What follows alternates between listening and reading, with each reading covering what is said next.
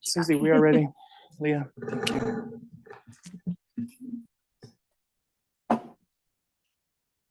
And I'm surprised it's not still there. I'll be there. All right. Well, welcome to the December 17th meeting of the Trinity County Board of Supervisors. If you will all stand, I would ask Supervisor Frazier in his last meeting with us to please lead us in the pledge.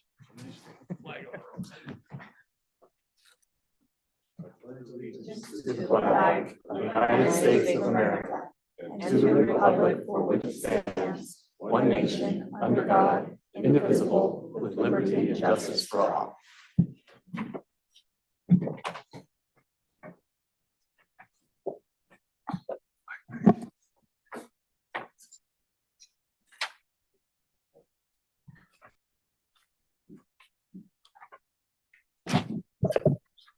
Okay, well, I thought about saving this to the end, but since now is when we have the largest audience, though Supervisor Frazier is a very humble person and doesn't like being in the spotlight, I would just like to say thank you very much for all your service to the Planning Commission and the Board of Supervisors. You've been I know to me, a very valuable partner in the work that we do here. So thank you for all your service. Thank you. Okay, presentations. Our first presentation is to receive a presentation from the Norelmuck tribe regarding matters of interest. Good morning. Thank you for having us. Our pleasure. We're very excited. There was a PowerPoint provided you, although it was a little late. I'm not sure if you were able to get it if it was not in a timely manner. We are honored to. We do or no? Yes. Yeah. Okay. Give great. it just a minute. Great. We're honored to be here and collaborating with the county and working on mutual projects. And my name is Tracy Foster Olstad. I'm the new chair of the tribe, and you've seen me before on the cultural resource officer issues. And so this is a new role for me, but I'm honored to represent our tribe and happy to be here. You want to pull the microphone closer to your, thank you. I'm always very loud, so okay. If we can get that first slide up, the second slide, please.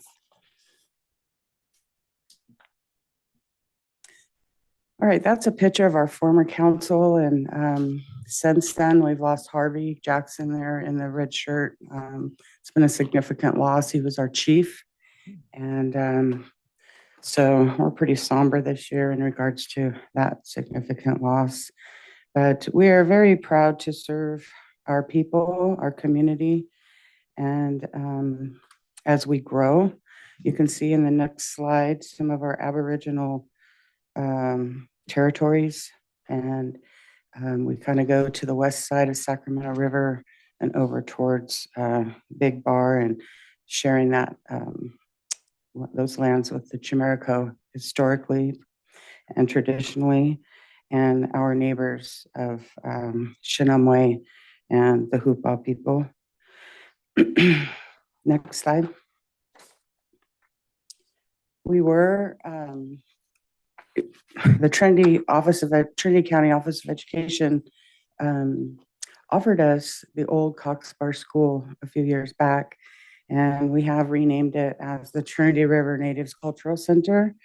And we'd like to welcome all of the community there. We'd like to eventually rent that out to community members for weddings, birthdays, gatherings, so on. Right now, we've had our annual gathering there.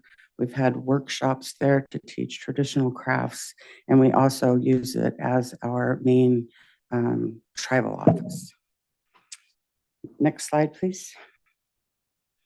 There's our sign out front. It's a little difficult as you come across the river. It's just a very sharp turn into the driveway, the first right driveway after you cross the river. But we did have a local artist provide through grant funds and carving that beautiful sign. So we're very proud of that. And then the picture on the right kind of shows our traditional housing or bark shelter, and then how we have melded into also the modern housing of the fifth wheel in the background there. That was there for our annual gathering, but it's really nice to have people there and enjoying learning about our cultural heritage. Next slide, please.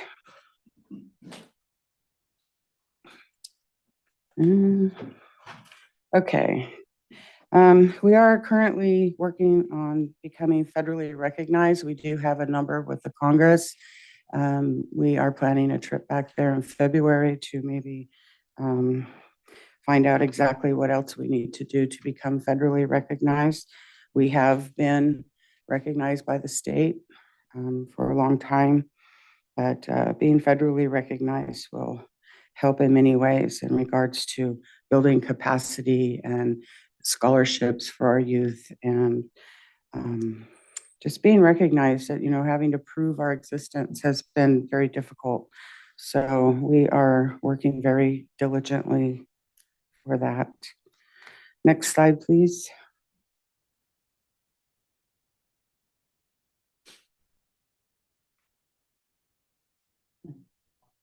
That one, thank you.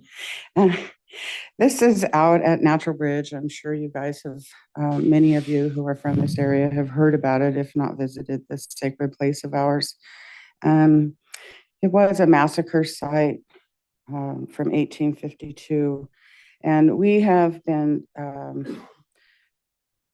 stewarding this area, and the Forest Service owns the land now, but we have put a nice sign up there recognizing our existence. The one on the left, you can see it was a handwritten sign on the tree talking about the massacre. But the one at the top right, we had a bronze plaque that was done with the Trinity County ECV and our tribe and the Forest Service working together. And it was stolen. I guess for the medals, I don't know. But one of our tribal members went out there with one of their children and put that handprint on there, just to symbolize we are still here. No matter if you take the bronze sign, this is a significant place to us. And on the middle picture, it's a picture of a rock climbing group that came and removed the metal hooks, the eye hooks that rock climbers were out there climbing on that, and that's not allowed, but they were doing it anyway. And then the bottom picture is a really nice picture looking out from the bridge, and it's a precious site to us, so we want to take care of it. Next slide, please. We were honored with 80 acres of land back down between Big Flat and Big Bar, and it's just a significant place. It's called the Red Bud Ranch. You have to cross on the cable car thing, and there's really no security other than just holding on to the metal frame that's around the plywood. So we can't get our elders out there at the moment, but we're working on road access with the Forest Service. And so our plans for that property, if you're interested, is basically to have gatherings out there, maybe day camps for community children, teaching them traditional arts and medicinal and edible plants and, things like that. We're very happy to have it. Right now, it's just the beginning stages of our ownership. So we have a lot of work to do out there. Next slide, please. I spoke a little bit about the annual gathering when you've seen the trailer behind the bark shelter. But we teach traditional crafts there. We have many coming from LA, Washington, Arizona, all kinds of folks in our tribes that are now coming back to the tribe because it seems like we're getting a little more organized and visible, and trying to be welcoming to all. Next slide, please. This was a wonderful opportunity. I didn't get to attend, but you can see Sonny there on the upper right, our former chairman, and he attended at the Weaverville VFW. And I see some other people there. I think Jill's in there too. But Senator Mike McGuire was there. It was about restoring the VFW hall and the land acknowledgement. So we were honored to be a part of that. Next slide, please.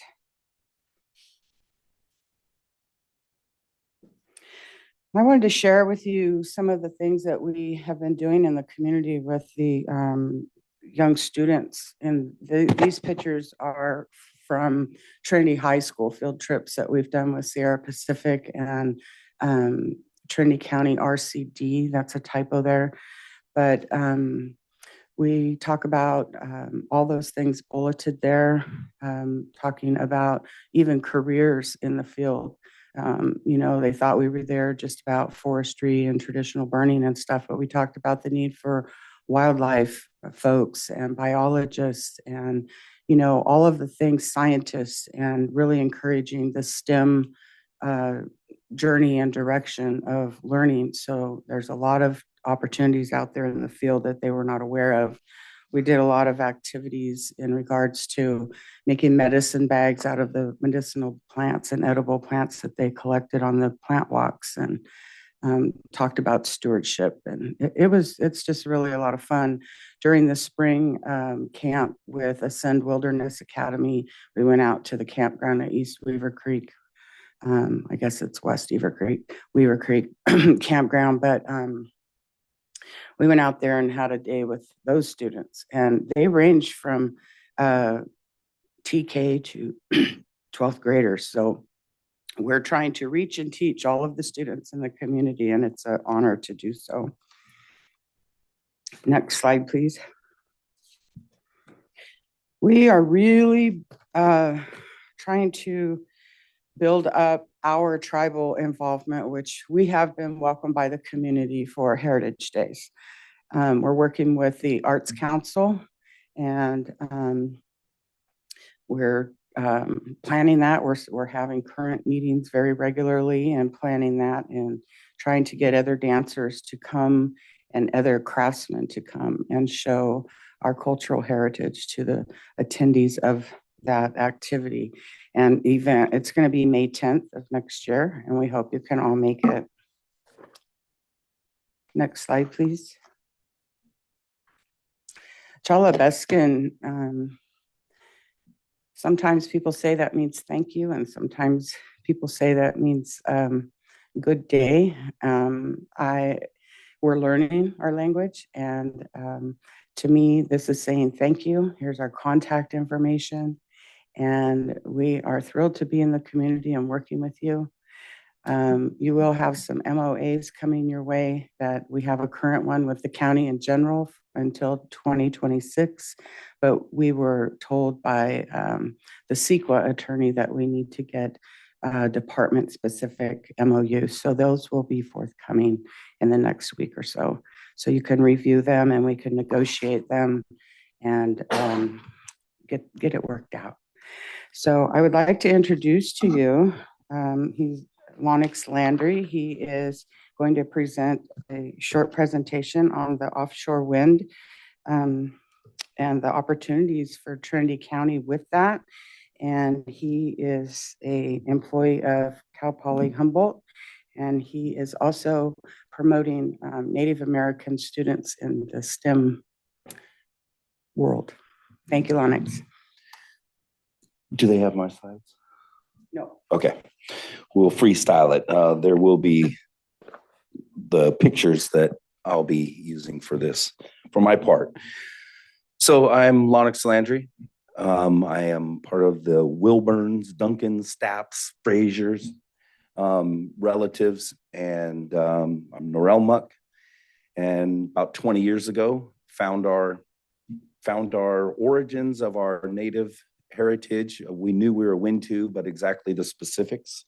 We figured that out. And then anybody who wasn't already a Hoopa citizen, a Yurok citizen, or a citizen of another nation, we joined and are now, many of my family members are leader in our Norelmuck Wintu Nation. So as Chairman Tracy Foster-Olsted stated, I work at Cal Poly Humboldt. I work in the Indian Natural Resource Science and Engineering program. My job there is to nurture and develop developing professionals in restoration activities, land stewardship, and a lot of that aligns with our cultural values as Native peoples of this place. While I'm strategically located in Eureka, California, where I'm born and raised, my interests and connections and the many hats that I wear are in service to natives of Trinity County and our region in general. My community, Native community at Cal Poly Humboldt said, Lonix, you have that science background. Would you please keep an eye on this offshore wind business and keep a handle on what's going on and let us know. And so I've been doing that for about 2.5 years. So as you may be aware, there are leased areas out in the ocean. That is one section of this project. Right there on the bay where I live, right there in Eureka, Humboldt Bay, there's proposed heavy lift terminal development. And then the idea of moving all that energy to get to the San Joaquin Valley. The proposed site is likely around Cottonwood, where that would link into bigger grids. So there's a whole need for upgrading creating a substation that will transfer the levels of 250 and 500 kilovolts down to the 115 lines that serve all of us. And with that transmission, you may be aware that there is a terrace project that is happening with the Cudaruck, Yurok, and Hoopa tribes on the 1101 line, which is one of the poorest performing lines in our state. Well, we have poor performing lines here in Trinity County as well. You are probably well aware of that. Communities like Big Bar and High Palm suffer some of the greatest energy outages. So those are things that we are in a position and something we've been advocating for as Norelmuk people and other citizens of the Klamath Basin, that, hey, you're going to be passing through our Aboriginal territory. We want to make sure that our cultural heritages are protected as they do more development with creating power lines if these projects are to move forward. And I've been paying attention to and would like to mimic the production of microgrids and to move towards more sustainable, more resiliency for our energy needs here in Trinity County and my people. So we're paying attention to these things, and there are avenues that we can access as Native peoples with our political status that leverage us to be great partners with Trinity County. And so that is kind of in the way that we come today, is let's look towards the future and let's look towards some great ways to collaborate. And wanted to introduce myself and introduce these thoughts and concepts. And thank you for your time. Thank you very much. Anyone have any comments or questions while we still have them? I just, it's a question regarding your trip to DC in February. My hope is after this presentation, I'm going to encourage the board to recognize both of the tribes on a more formal basis from our county. And I just want to, I'm sorry, this is really valuable to me. I'm just curious to know that if having those letters and recognitions in place prior to your visit to DC, if that would be of value to you. That would be extremely helpful in regards. We have quite a few support letters from neighboring tribes in Northern California. Any support at any level, especially at this level, countywide, would be very helpful and very appreciated. Okay. And Supervisor Carpenter-Harris, do you have any sample letters for us to work with? Or yes, I've actually gathered some information from both tribes, so I will work with them if this is what the board decides, to help prepare those so that it can be presented and if endorsed by the board, signed and ready for them. If there's board support, we could put this on the first meeting of the year agenda. I will be absent that first meeting, Okay. but perhaps we should hear from the Sinangway and make sure that it's Good timing. for both, yes. Okay. Thank you for that. Thank you. Supervisor Cox, did you have something? I did. I just wanted to say, first of all, thank you for being here.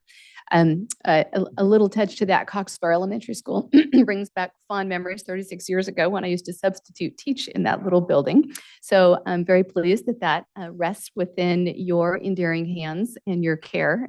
Excited to see the kinds of things that you rent that out for in the future and folks that will come in. I did want to note that throughout your presentation, the number of things that you are doing that support the things that we as a board have discussed in terms of economic development and tourism, the educational component that we as a board do not have any oversight into the education, but I and others care deeply about it. So appreciate that. And then your support and the land recognition that took place when we were blessed to receive the $1.5 million that came through Senator McGuire's care for the CD Hall update. And just to let you know, that is in process and you'll be hearing some updates about that shortly, but appreciate what Supervisor Carpenter Harris has done in her role as our tribal ad hoc and understanding our relationships better, and look forward to more of that in the future. So thank you. Right. Thank you. Next, we'll hear a presentation from the Sinangway tribe regarding matters of interest.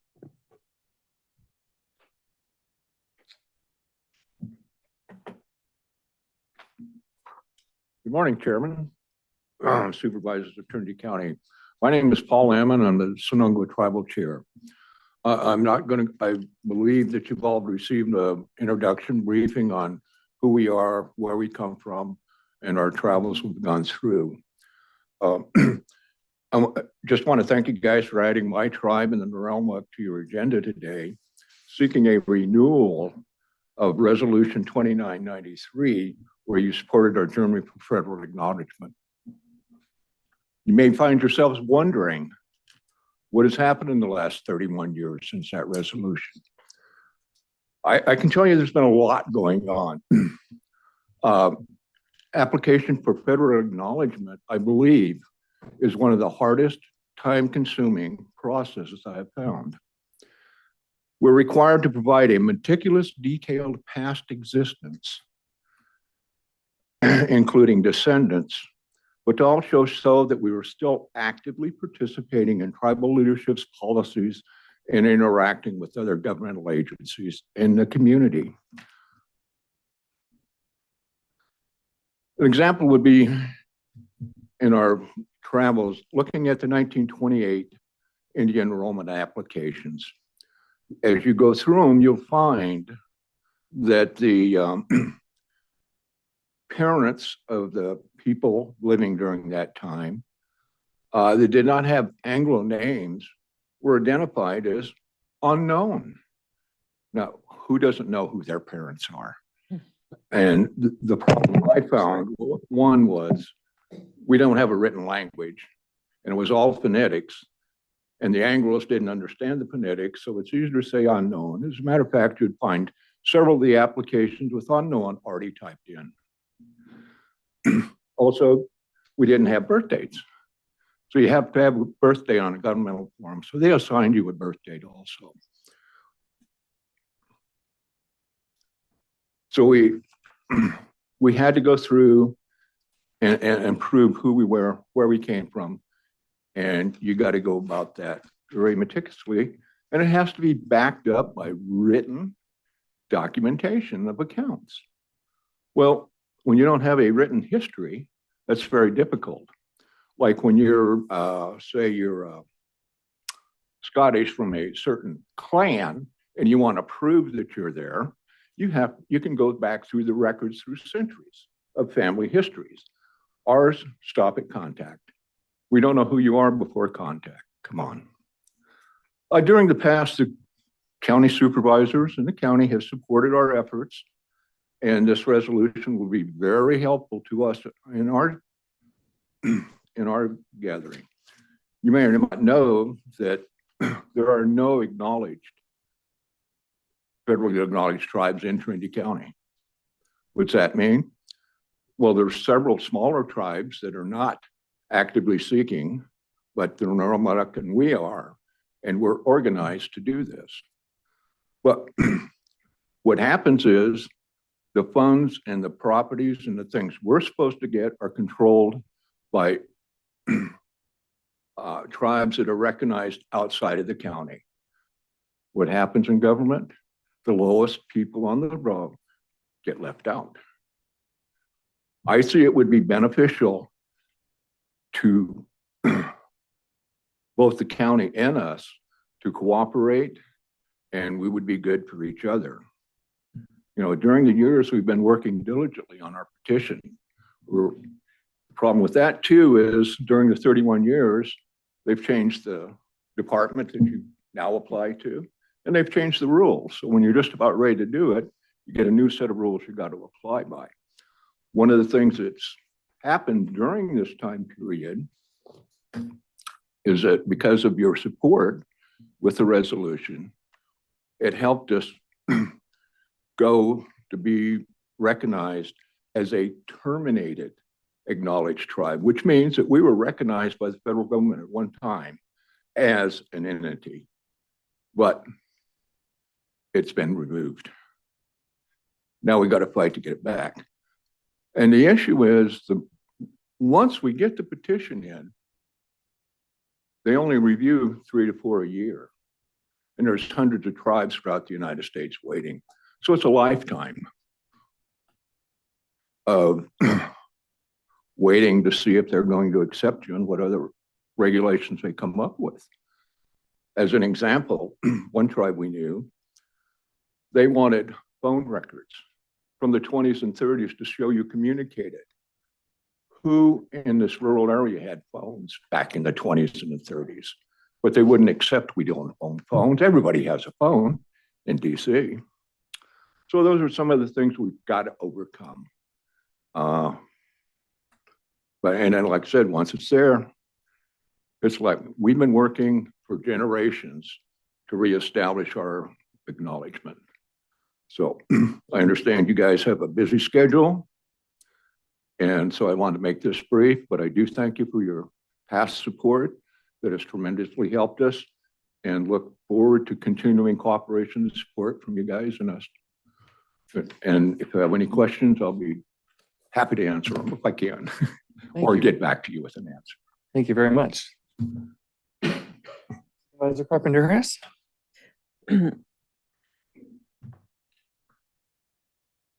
I just wanted to ask the Nuremberg had shared that they had received some portions of properties back. It's my understanding, but I'd like for you to share a little bit about some of a land agreement that I know took place just on the other side of the county line, actually, to give us back a portion of that land, and then also any of the other formal arrangements perhaps that you have with either the federal government or the state on locations where Sinangwe folks are able to have commentary or are referenced in areas of land use. Yeah, I think as we alluded to in the past history, we are located in the westernmost part of the county where the Humboldt and Trinity County lines meet. That is our main villages. The property Heidi is talking about is located on the Humboldt side. But it was a land that was privately owned by a corporation that has granted and deeded it to us. And it's been undisturbed.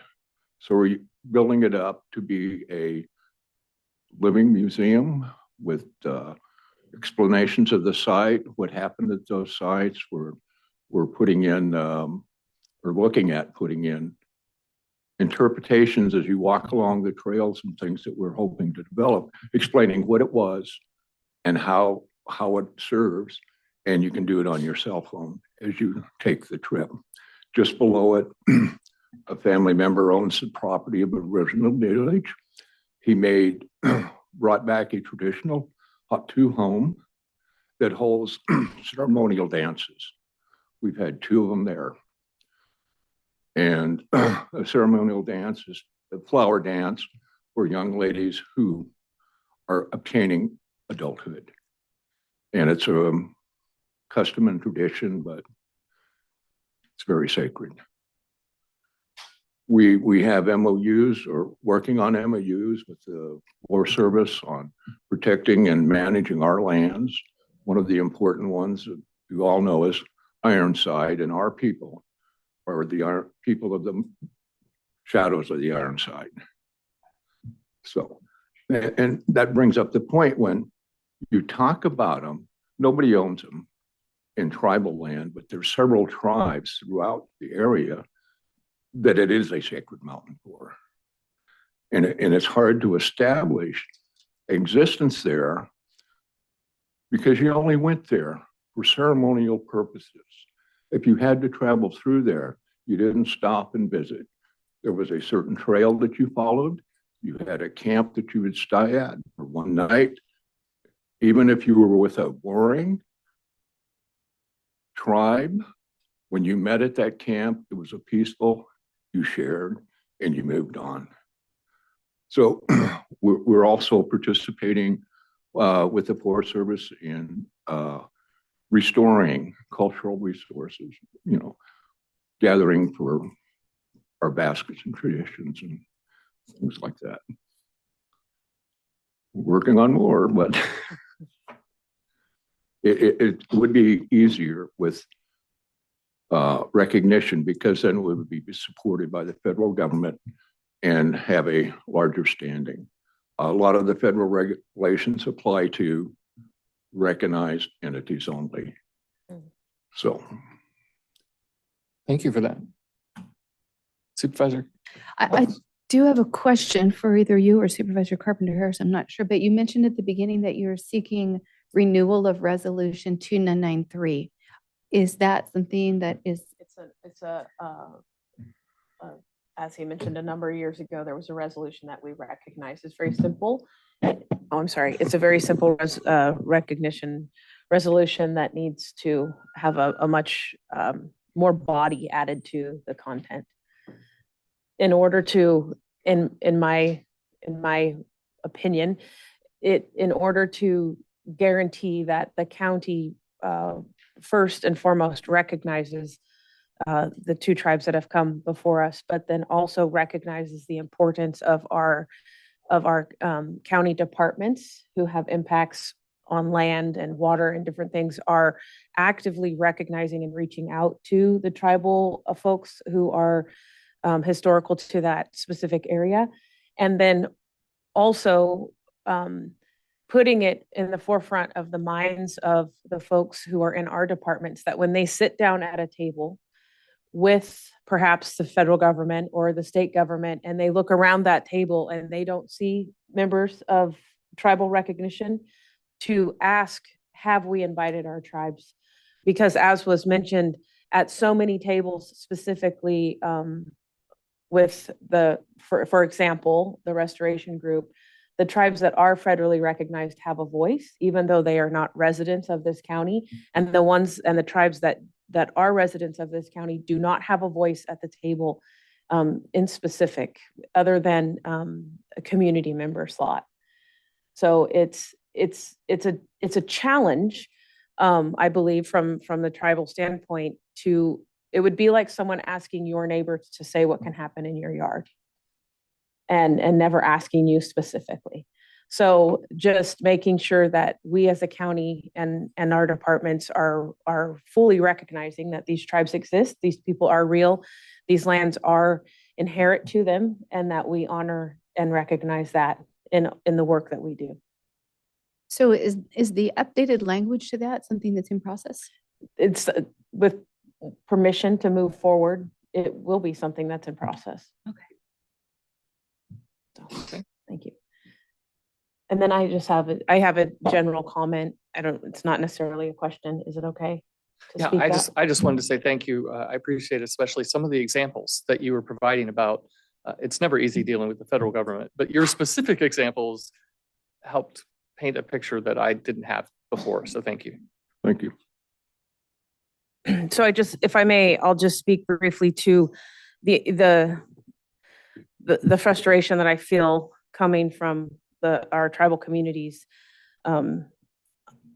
under the umbrella of this concept of being recognized. There is no other creed or race of people in this country that have to literally pull a blood quantum to be recognized. Only Native Americans. We are the only people that have to show that we have actual blood lineage to our inheritance.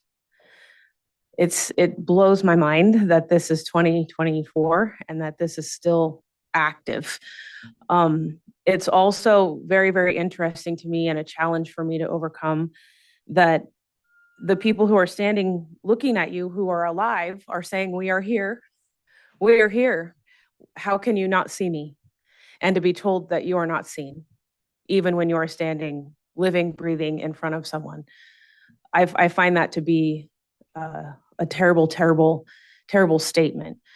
I also am encouraged so much by the work that has been done by the folks who are tribal peoples of Trinity County in the shadows, really, just working quietly, consistently, singing their songs, saying their prayers, and walking, on the lands that are ours, and moving forward without a lot of support in a lot of ways. And so I'm very grateful, eternally grateful for the folks of this community who have stayed resilient and strong. I think it's a testimony to the type of people they are when someone says you don't exist, but yet we do. And they have never been able to erase us. So I'm thankful that this day came, and I'm looking forward to what our county can do and our people can do to work together. I believe, as they have mentioned, it's a win-win. It's a win-win for both the county and the tribes to really partner and try to advance the requests and the acknowledgement of the peoples. Thank you for coming. To us, the federal part of recognition is just a stepping stone. We know who we are. We know where we come from. We want to restore what we have. And since contact after the wars, we've resided within our own communities and progressing. We're building that back up. As an example, most of my family still lives on land that my grandmother owned, and it's passed down. We've got great-grandchildren living on the same property right now. And that came from one of her relatives, that we've been there forever. We know who we are. If you don't recognize us, we'll still continue to be who we are because we're used to working in the shadows. Thank you. Thank you very much. Before we end, can I do Yes, one thing? please. I'm sorry, I know we're pushing our time. Heidi was interested in maybe having a prayer today in our language, and our fluent speaker could not make it. So Lonix has a beautiful voice, and he'd like to sing a song in our language to maybe just expose you a little bit to that. Thank you for your time. Thank you. It's a Bigfoot song. It goes like this. Yahi hey, yahi hey, ya ya hey ho hum. Yahi hey, yahi hey, ya ya hey ho hum. Yahi hey, yahi hey, ya ya hey ho hum, ya he hey, ya he hey, ya hey ho hum, ya he hey, ya he hey, ya hey ho hum, ya he hey, ya he hey, ya hey ho ho. Thank you. Thank you. That's great. Just to wrap this up and make sure we have some forward momentum. Looks like Supervisor Carpenter Harris, you're looking for some board consensus to work with staff on the documentation that we've heard about, whether it's the updated resolution, whether it's letters of support, whatever that might be. Separately, it sounds like MOUs are coming into the county that staff will deal with and bring to us as needed, but this is something for you to looking for support and direction. Is that correct? Yes. Support and direction? Yes. Okay. Thanks again.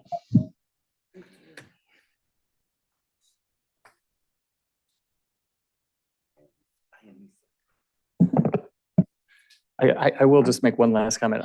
This one of the things that I think is so amazing about Trinity County not being from here, having been coming here for a couple of decades and living here for 7-8 years, but the cultural richness of this county and the culture, that part that you represent, even though you have to fight to get people to recognize it, I think is one of the great things that we should be very proud of and that we should embrace and support. So as Supervisor Carpenter Harris said, thank you very much for not only what you're doing on behalf of your tribes, but what you do on behalf of the county when you share that. So thank you. Okay, we are through with presentations. We'll move into public comment. This is time for information from the public on matters not appearing on this agenda or within the consent calendar. All comments are limited to 3 minutes and must pertain to matters within the jurisdiction of this board. When addressing the board, please state your name for the record and address the board as a whole through the chair. No action or discussion will be conducted on matters not listed on the agenda. However, the chair may refer the subject matter to the appropriate department for follow-up or schedule the matter on a subsequent board agenda. So we'll start with public comment in the room.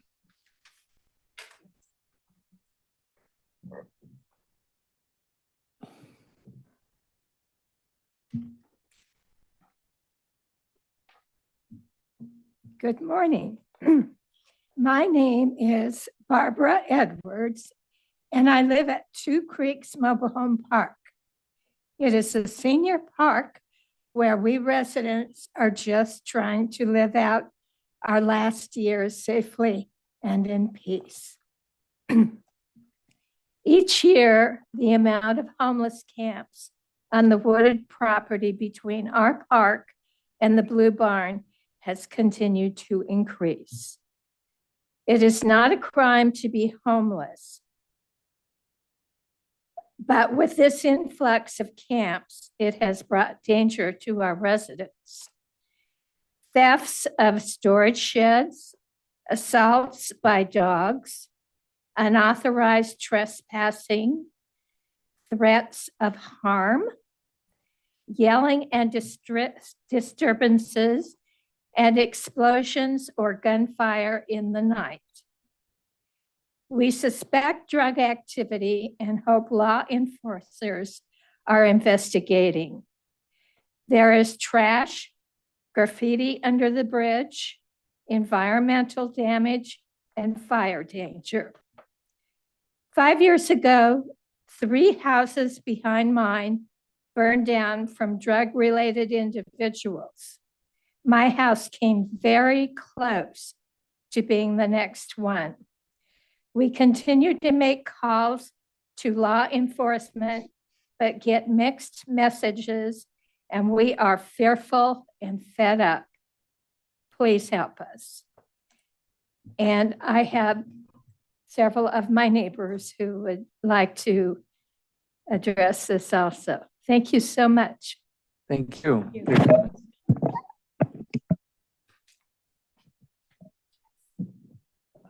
Let's see what Yes, please, go ahead.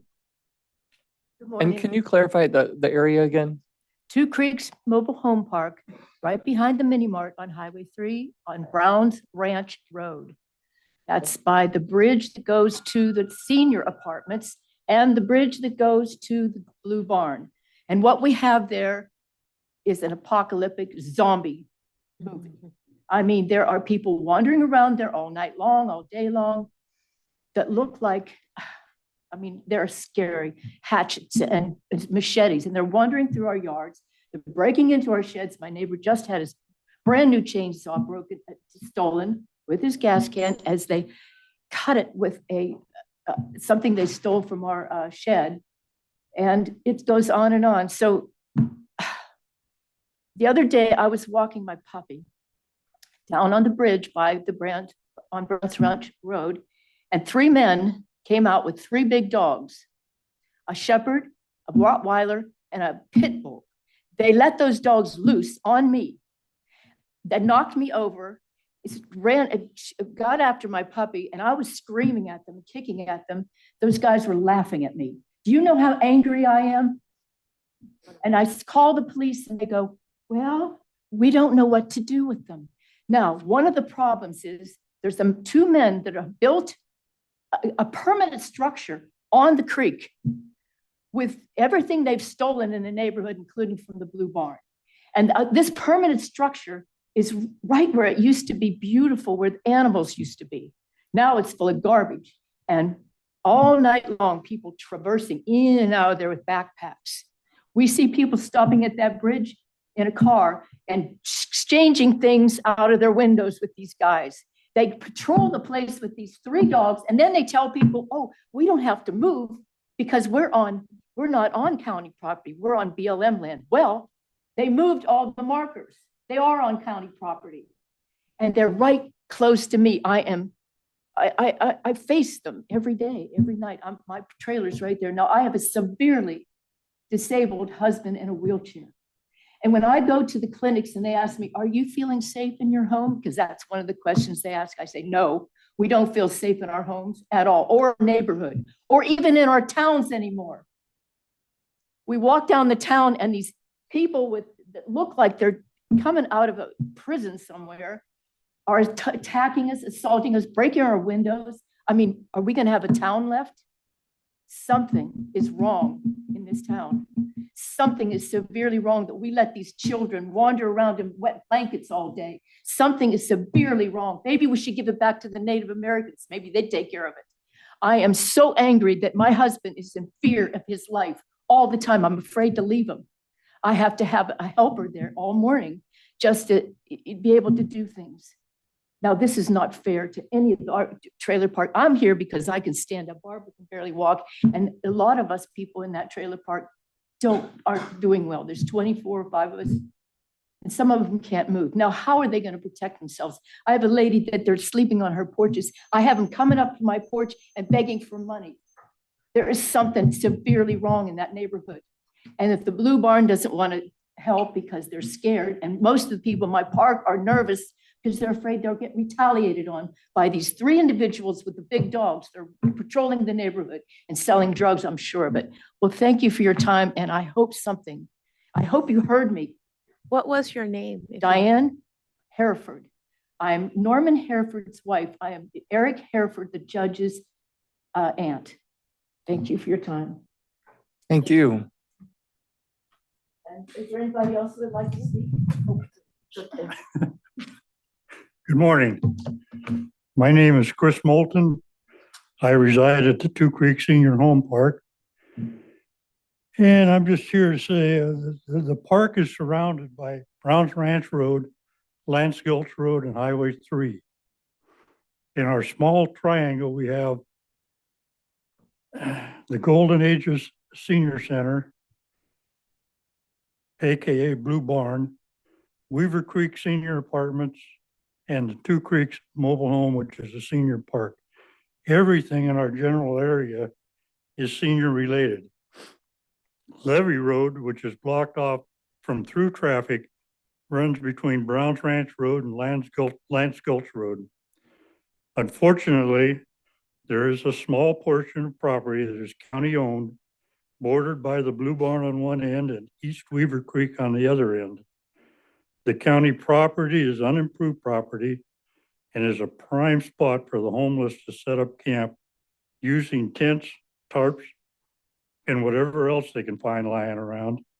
For example, plywood and boards, etc., that are procured from the Trinity lumber burn pile. Therein lies the problem. These people live underneath the bridges on Lance Gulch Road and Browns Ranch Road and everywhere in between on Levee Road. They are right across the creek from Two Creeks Mobile Home Park and right behind the Blue Barn. Aside from being unsightly, the Blue Barn lot and store has been broken into almost on a weekly basis. The mobile home park has been trespassed on without buildings broken into and personal items taken. Weaver Creek Senior Apartments have had property stolen from vehicles parked in the parking lot. Concerned citizens have gotten together 3 or 4 times a year to clean up tons of garbage on Levee Road from Highway 299 to Lance Gulch Road. Garbage includes everything from property stolen from local businesses to buckets of human waste and everything in between. People walk their dogs around the perimeter in fear of being accosted. I personally have been attacked by 3 loose dogs while walking my dog on a leash.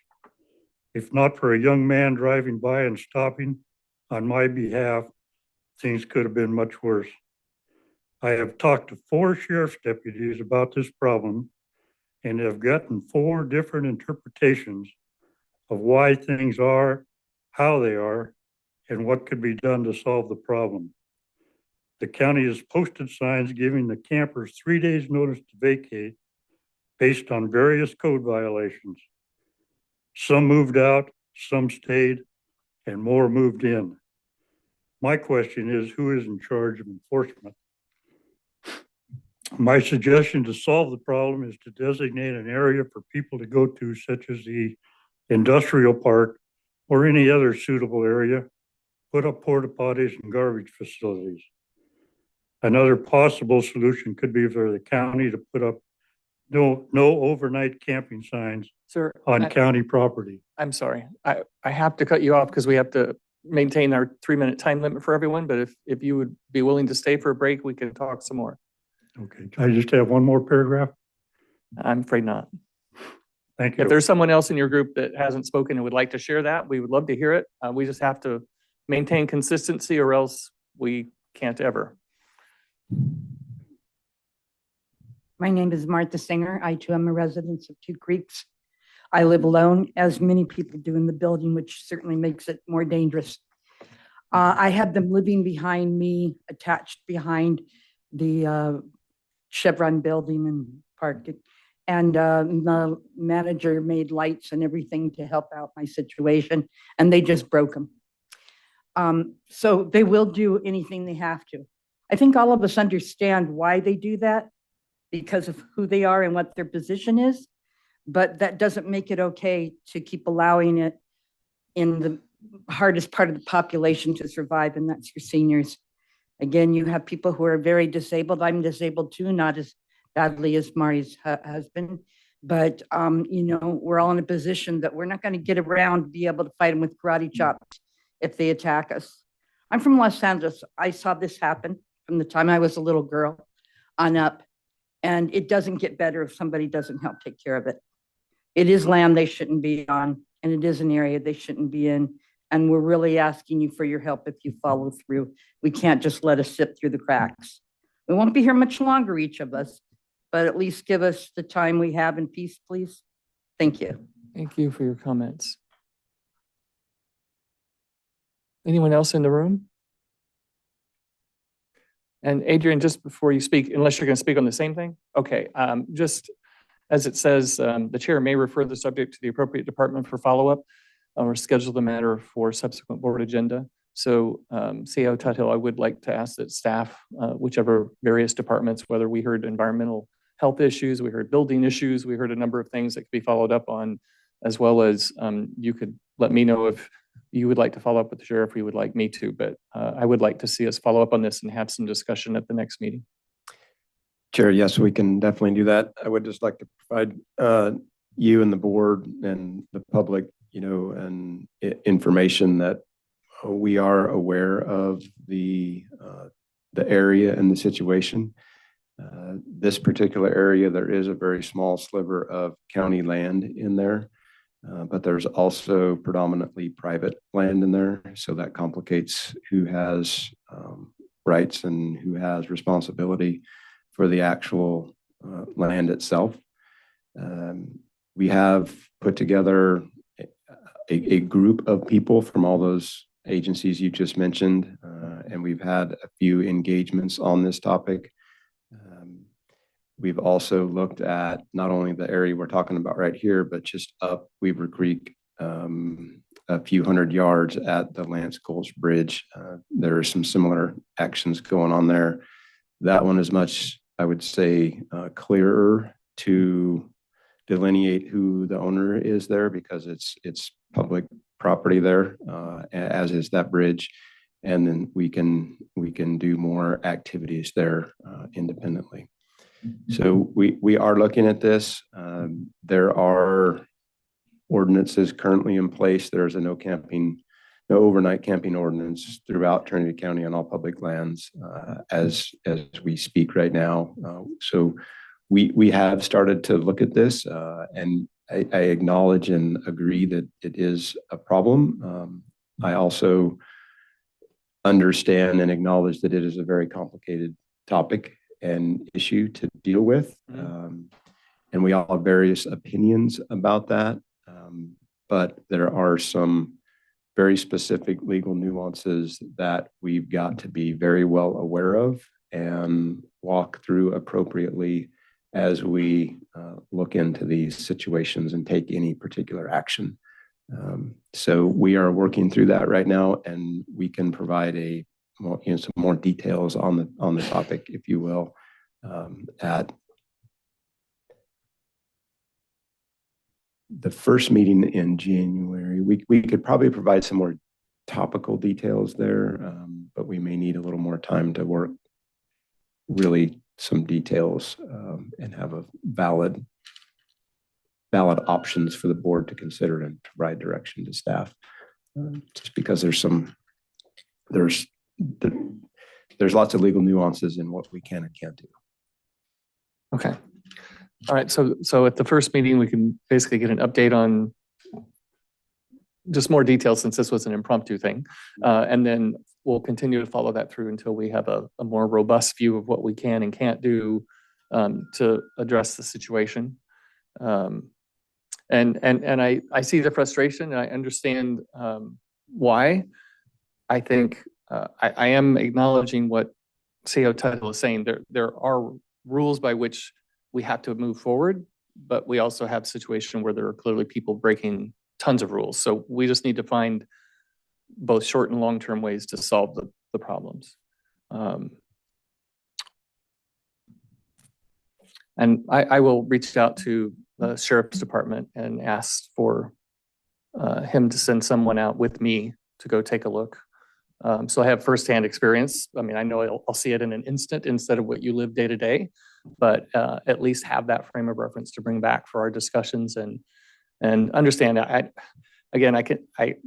saw the frustration when you hear CEO Tuttle describe something that may sound bureaucratic. It's because we live in a bureaucracy. He has moved things faster than I've seen moved. It's just he acknowledges there are lots of hoops to go through and so forth. So please don't take it as a lack of interest, a lack of intention to make a difference. It is simply saying a realistic knowing we are going to have to work through some very challenging things to make things really happen. Various departments, various regulations, various things. But go ahead. Yeah, if I could, I understand the frustrations, but I do also want the public to know that staff has been out there, is going out there. Obviously, contact Sheriff Saxon as much as you want. He is very well aware, as his deputies are, of the situation. We've had numerous staff have gone down there, from our building inspector to environmental health director, to sheriff's deputies, and worked with private organizations to pull extreme amounts of trash and waste out of there, and structures. So we understand the situation. It's the long-term compliance aspect of it.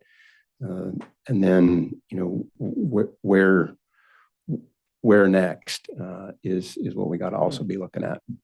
So again, I understand and I can appreciate it. It is a complex topic, but we are aware of it and have a group together that is working on potential resolutions. Okay, thank you. Thank you. And very sorry that that's what you're experiencing. Adrian, please.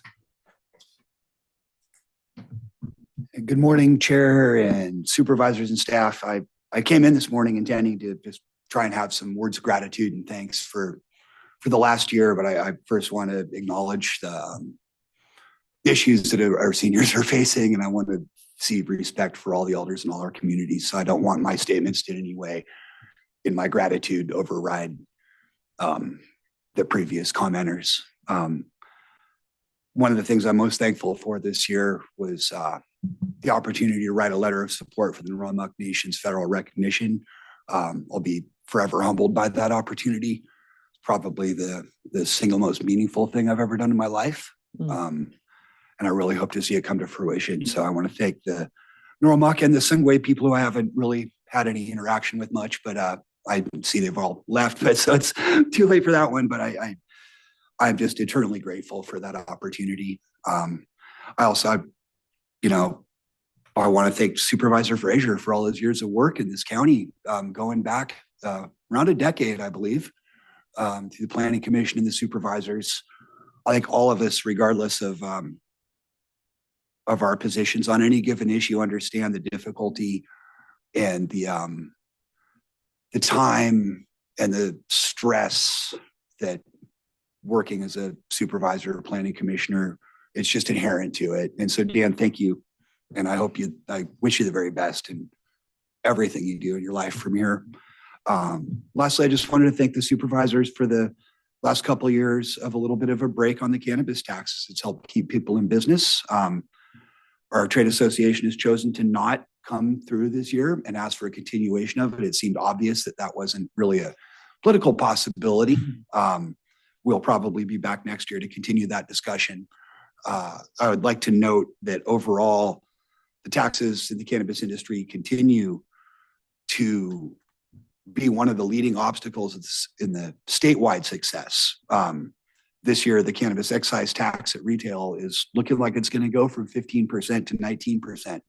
Whereas right now, cannabis retailers statewide are carrying $1.3 billion in tax debt to the state because the taxes are too high. We're looking at a mass extinction of cannabis retailers. And regardless of how you feel about cultivation, regardless of how you feel about Proposition 64, the intent of that law was to alleviate the harms that occurred during the green rush, during the illegal era, and it's failing outright at a state level. And so we need all the support that we can get in this county to support the industry here so that we can continue to address those long-term problems that just have not successfully been dealt with yet. Thank you. Thank you for your comment, Adrian. Other comment in the room? How about online? Veronica. Good morning, Veronica Kelly Albies, Douglas City. I want to actually echo some of the things that Adrian said. My father-in-law used to live in that mobile home park, and it has progressively gotten worse. And I've been part of cleanup crews in that area, and I'm happy to hear that it is known. I'd like, whatever we can do to assist that. But I did want to come on board today and say thank you to the board for the things that have happened throughout the year. There have been highs and lows, and as the ebb and flow of everything. I specifically wanted to thank Supervisor Frazier. I got introduced to him when he was a planning commissioner.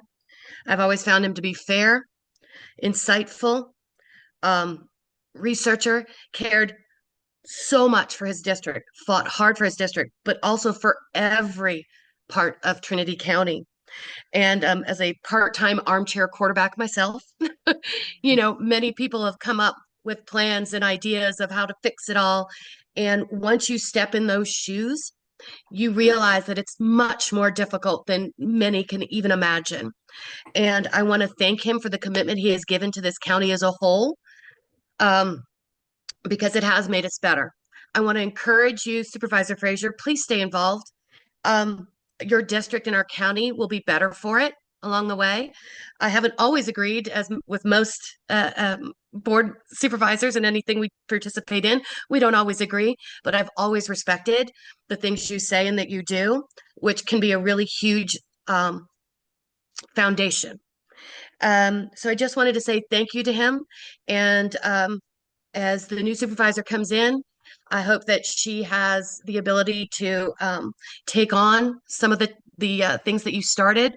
I also want to applaud you for your K-class housing ordinance I remember you starting that in the planning commission. I remember all of that, and to see it come to fruition for our county was just magnificent.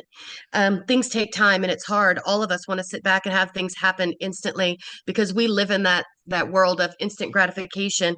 So I applaud all of you for taking all the heat we all give you, or all the praise we all give you, depending on the day or the time or the subject matter. Thank you for your commitment to our county and your districts. And I look forward to what we can all do together in the new year coming. So thank you, Supervisor Frazier. I look forward to seeing you at games or whatever, but please stay involved because you are an important piece of where we're going in the future. Thank you. Thank you, Veronica. John? Good morning. I would also like to echo the big thank yous for Supervisor Frazier and his very solid decade of service and personal sacrifice. Dan's got this proven history, week after week, month after month, year after year, of putting his community and our county first. And so I just want to say thank you, Dan, and best of luck in all your future pursuits. And I'm sure we haven't heard the last from you, and now you'll be have an opportunity to be on the other side, hopefully commenting on some of the subjects that you've really gained a lot of wisdom on.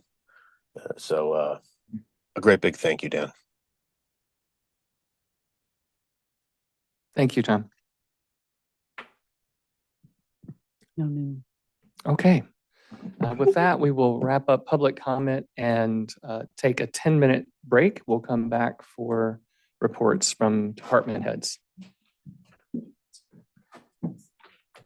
want accompany you visit the park with the. Okay. All right.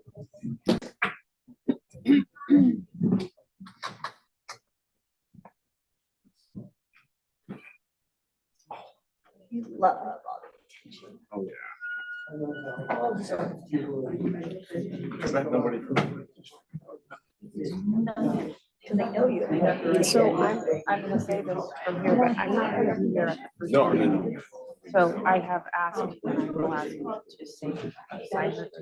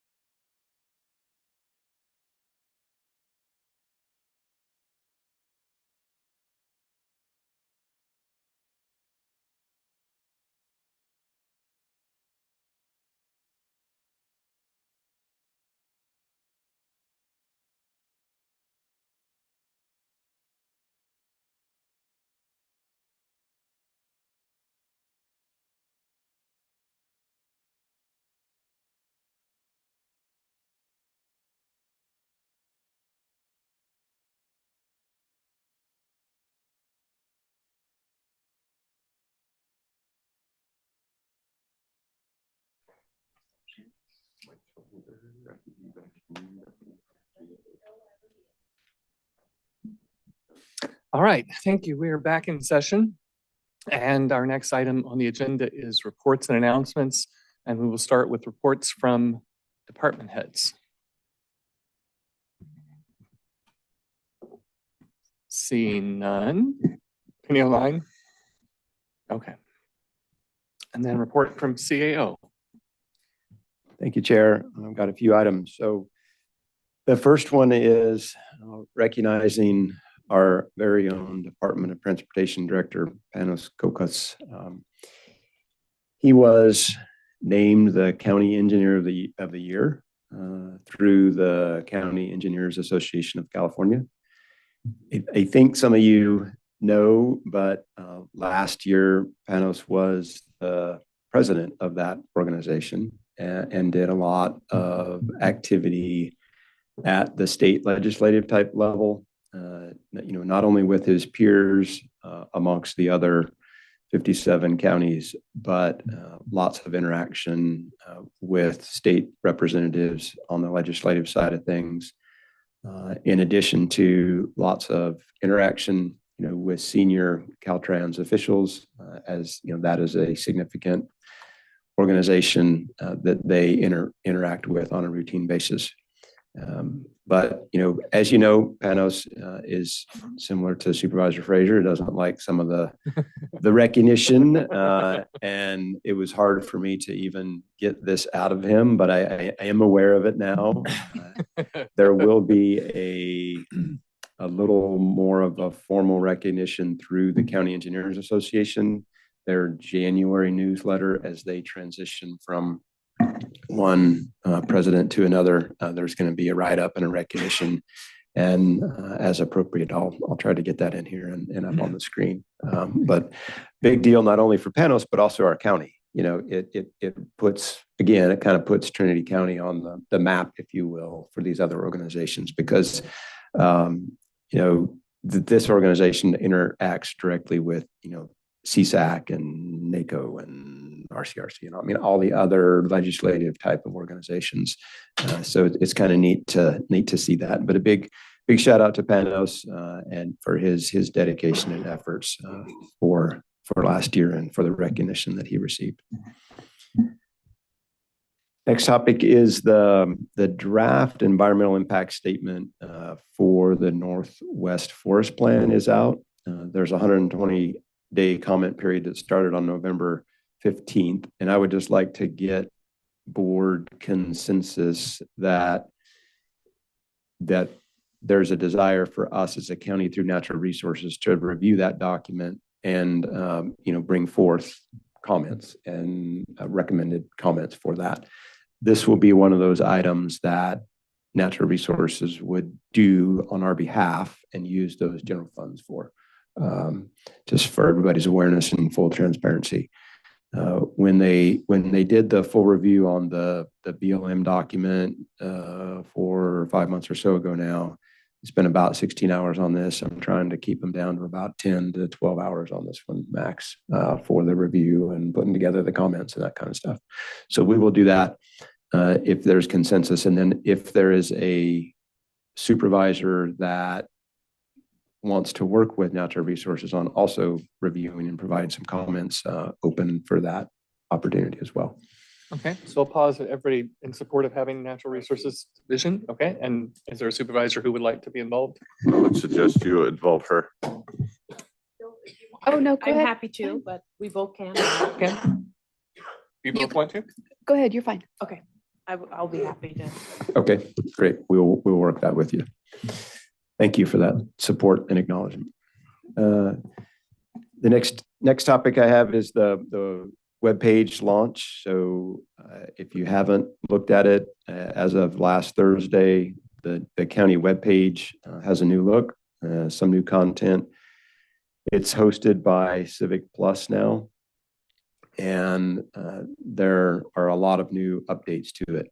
There's still lots of room for improvement, lots of updates that we're working on, but we were needing to get our webpage updated by the end of this calendar year. So we were on a fairly condensed transition time period from what is, quote, normal with working with Civic Plus.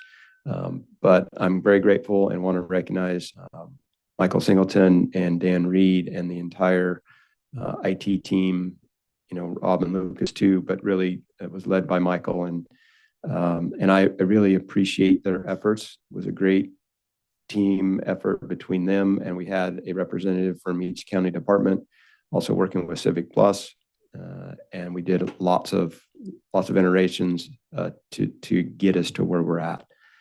There's capabilities that we haven't exploited yet on there. We've got to-do list. We got work to do, but it is a work in progress. There's lots of items on there that I would encourage people to go and look at. Probably the biggest one is the sign-up feature.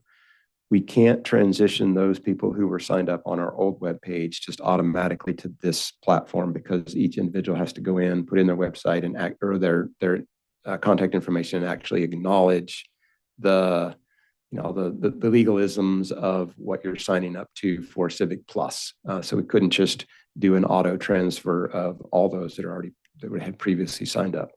So I encourage you to go in and sign up, and you can pick those areas which you want to sign up for. You can sign up for just a news flash. You can sign up for just agenda topics. You can sign up just for Board of Supervisors agenda updates.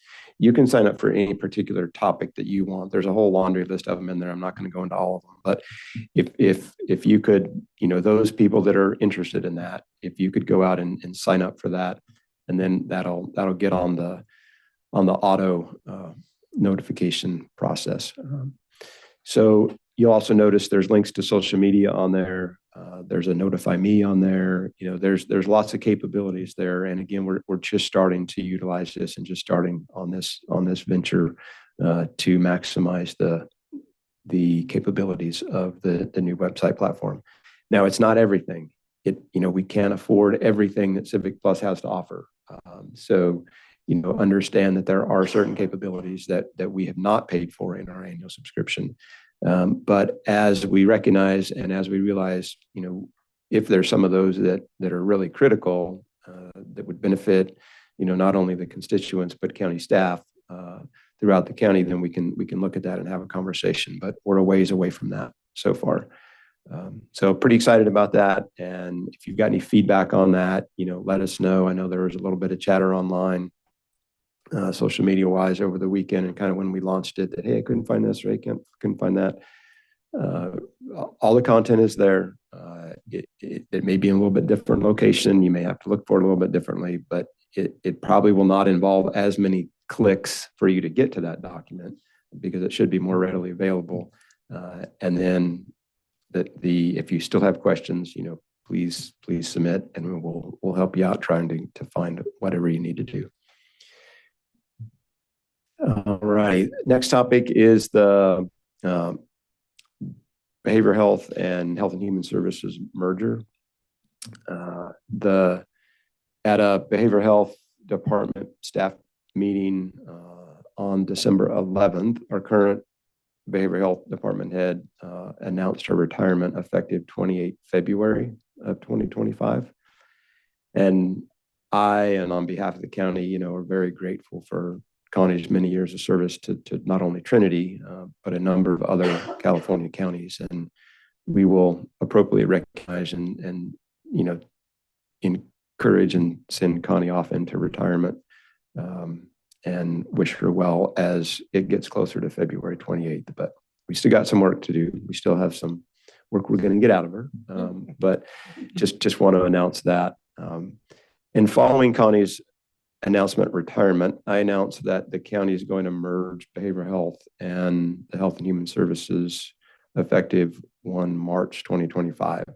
Our county serves services to clients will be offered through what we're going to call and what is called the Health and Human Services Agency versus a department. There's 23 other counties that have organized this way.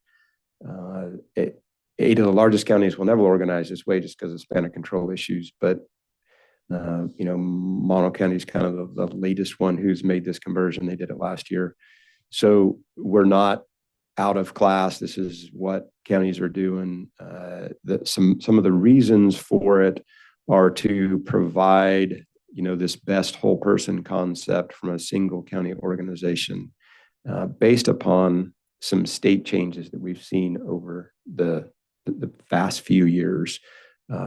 Big recent ones are Prop 1, some of the CalAIM over the last 3 to 4 years or so.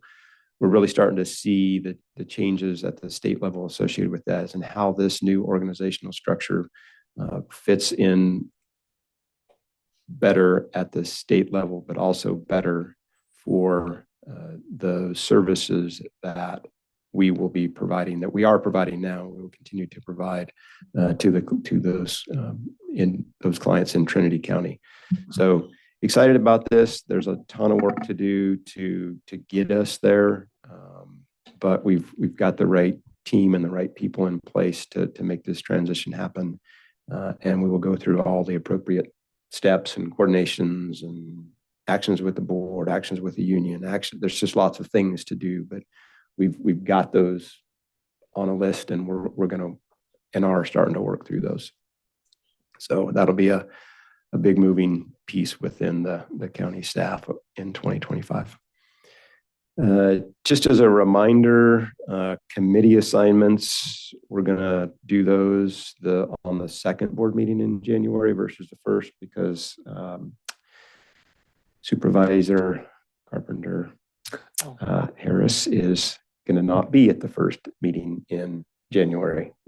That just means we can give her all the things that we don't want. No. Could do that. For a very long time. I gave plenty of notice. Okay. So that is the plan, just to make sure we're all synced up on that. And that is all I've got for right now. Okay. Trent, does Justin still want to do that video? It would be okay. Appropriate. Yeah. I mean, get it out. You described you may want to do something. And I can't remember if he had in there something emphasizing the need to sign up again. I'd have to go back and look at the contents, but if it's not in there, that's a good add topic. Yeah. Thank you. Just for clarification, so it's not talking in code, our communications person had asked for another video like we had done before when we were first launching social media, asking for one about launching the website. We did want it filmed here in Trinity County, and I was not in Trinity County. So now that I'm back, I can get that done, and I just wanted to make sure. Yep. Thank you. Okay. All right. Reports from supervisors. Let's start with Supervisor Gogan. Okay, I did have some out of county travel to Reading for TMC meeting on the 4th and 5th. At that meeting, we talked a little bit about the infrastructure at the hatchery. I do have some dates for you here. It's a $68, almost $70 million refurbishment of the hatchery in Lewiston, which is about 65 years old at this point. It was put on by David Klipp, and I will try to get him here in the spring to give us a similar PowerPoint that he did at the TMC meeting, which was very good, understandable to everybody, layman and all. So I'm just going to go through a few dates here that will be coming up for the refurbishment of the Trinity River Hatchery. The design scheme procurement package went to acquisitions on the 16th, and I do want to say that this money, the $68 million, is already apportioned for the hatchery and the infrastructure there. It cannot be taken back. This isn't something that we'll see in a year say, oh, we needed it for something else. It is in the bank, and it is for the hatchery.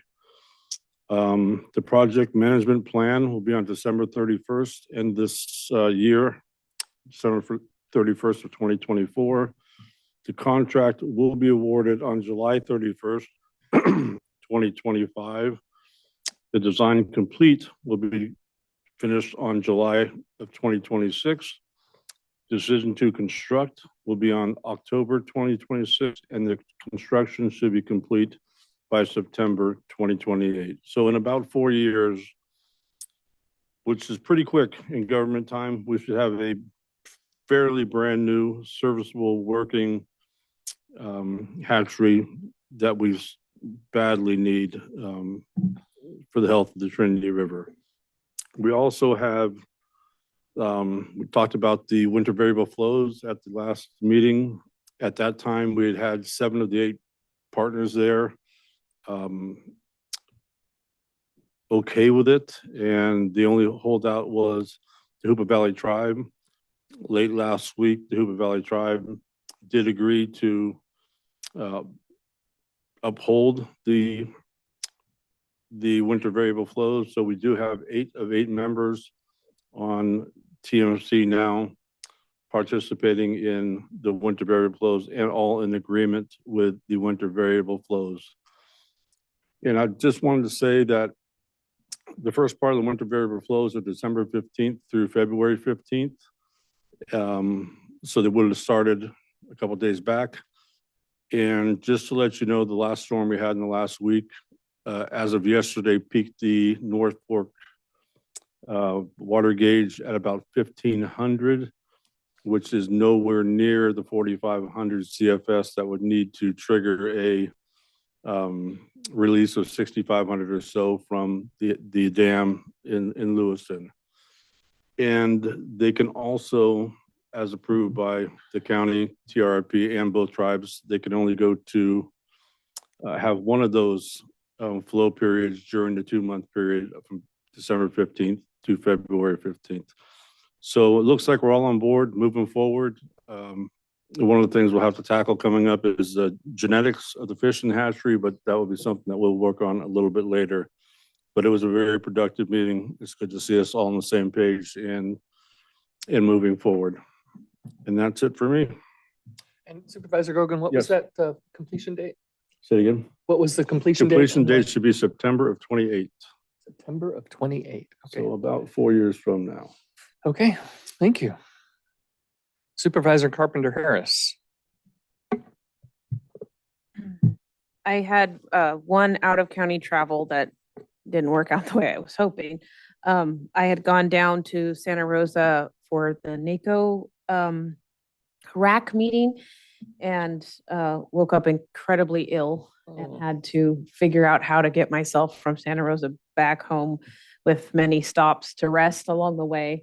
I was really disappointed that that happened, but I guess it's going around, so we're not all immune always. But I did attend one of the gatherings and then was not able to remain there.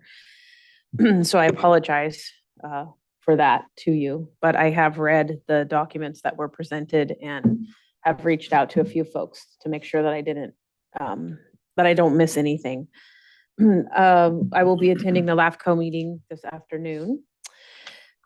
And so that's where we are now until the end of the year. I also want to report out that NACO's a little sleepy right now because, it's the end of the year. We're waiting for a new administration to take hold. And so many of the things that have been being worked on are just on pause, as most of the federal government at this point.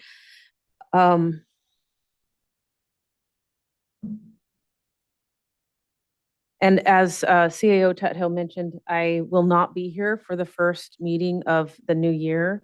I will be in India on a medical, with a medical team, providing medical care for the poor folks outside of West Bengal in near Kolkata, India. So I will be there for nearly 2 weeks, and that I'm missing the first meeting. So I thank you for the opportunity to apply, to give us our assignments for our, what we'll be working on until that second meeting. Thank you, Mr. Chair, will be Mr. Gogan. So I appreciate that.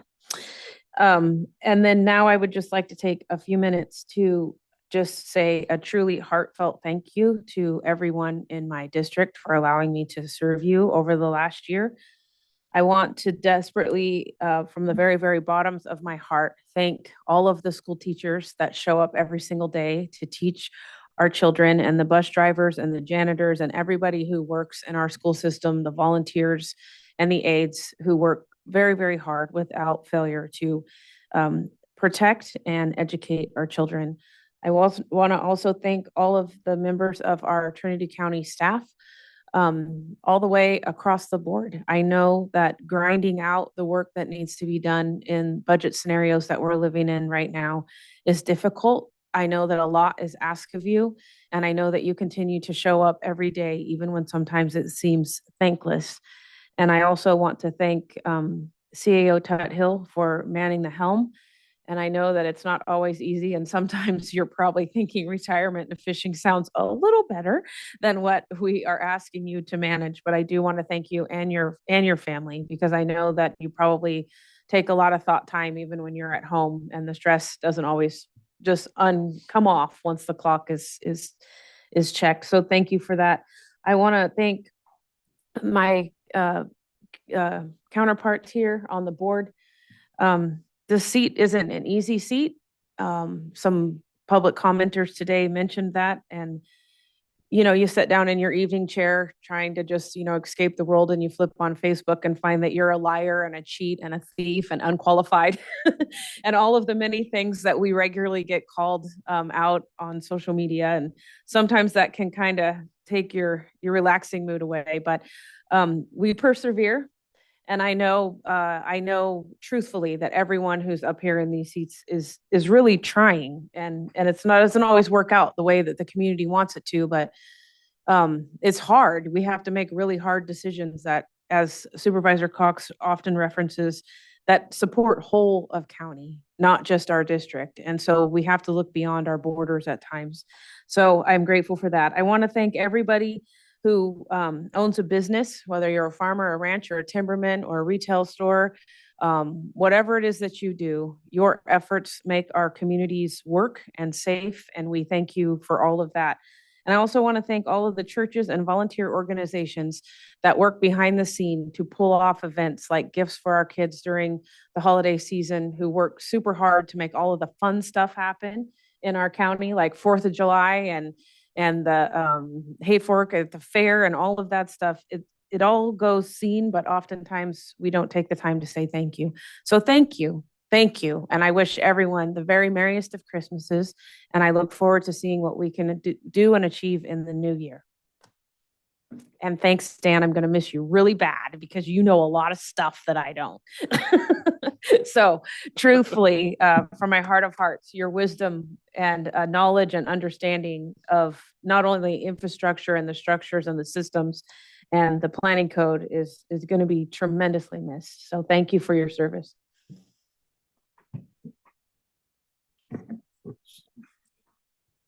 So I just wanted to add one thing to my out-of-county travel.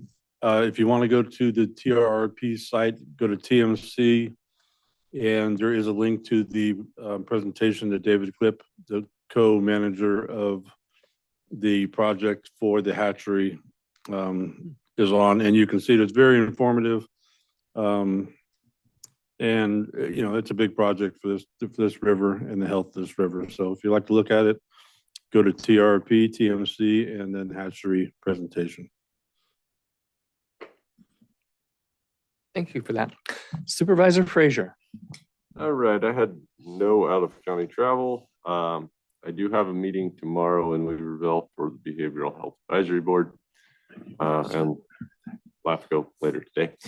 I guess I would like to take a second to say a thank you to all the folks that have been gracious to me today. It's been, I believe, 11 years that I've been sitting at this dais. So it will be a little different to be on the other side. I'm not going away. So in those 11 years, I've come to really enjoy working with people in Trinity County. It's odd listening today to think about having John Brower thank me for my service. Myself and John Brower sat on this dais together and argued mightily for hours at a time, and then spent multiple days of 4 or 5 hours in the middle of the night arguing in our parking lot. So, I mean, I appreciate the thanks from folks that I have disagreed with in the past, and that I've always tried to listen to all sides of all arguments, and I hope that you guys can continue to work through that. And now I'll be presenting from the other side of the podium. It might be difficult to maintain 3 minutes, but I do plan to stay involved. In 11 years, I've actually discovered Weaverville, and I really appreciate this little bitty town that a lot of people think there's nothing in Weaverville, and I say there's nothing in Weaverville. There's nothing that Weaverville doesn't have that I need. So I would much prefer to drive the extra distance to come to Weaverville to get what you can get in Weaverville than to go spend my money in Humboldt County. So I won't be going away, and I'll still be involved, and you guys all still have my phone number. You know, we may need to work on a 1 minute time limit for, Yeah, I know. yeah. Can say a lot in 1 minute. Supervisor Cox. Supervisor Frazier, you could always stack your kids up 3 minutes at a time and you could say anything you want. We'll be here for a while. On December the 4th, I met with our LAFCO Executive Director, Colette Sanchez, and members of TASA and the Friends of the Library to discuss special district and county service area formation process details and associated costs involved with that. I think that was a really insightful few hours for the folks that were there to try to wrap their heads around the on-the-ground realities of what it would be to put some of those, either of those options in place. And so conversations going forward will be good with that extra information. Really appreciate Colette making the trip all the way over here to do that meeting in person. On the 5th, the Fire Safe Council meeting, they discussed the homeowners insurance experience survey and are very grateful for that. Chair Litweller, I can't thank you enough for your, you know, at first, if you're aware or not aware, he mentioned that to CSAC, that we need this statewide to get this on the ground. What are the people's experiences in reality with their homeowners insurance? And CSAC first said, well, yeah, a survey like that seems like something that we should do. And then they just dropped the ball as much as he tried to pick it up a few times and toss it back in the air, and they just let it fall. So he said, well, then let's at least do it countywide. And so it's been really insightful. I think the results coming back are, there were a couple of pieces to that survey that I realized as I took it myself, maybe I shared this before, that weren't quite there. I talked to Skylar about those because I brought this up at RCRC when I was there last week. And RCRC is very interested in the survey. I talked to several supervisors personally, and staff wants to push this out to those at least 40 counties. And so that's the majority of the state.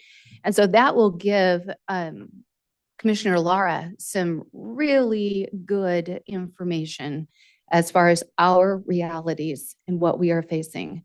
So I really appreciate you doing that. I've talked to Skylar about the couple of pieces that I think could be added to tell the story a little more fully. For like my experience in particular, it just didn't fit quite into those questions, but that story is still meaningful. I'm sure there's other people for whom that would work too. So that's happening. And as soon as she has time to get those couple of pieces by the end of the week, we'll push that out to RCRC. Yeah. I smile because that means me, because it's a survey on my platform, but she'll get back to me. So here's what you'll be doing. Here's what I'll be doing. Let's see.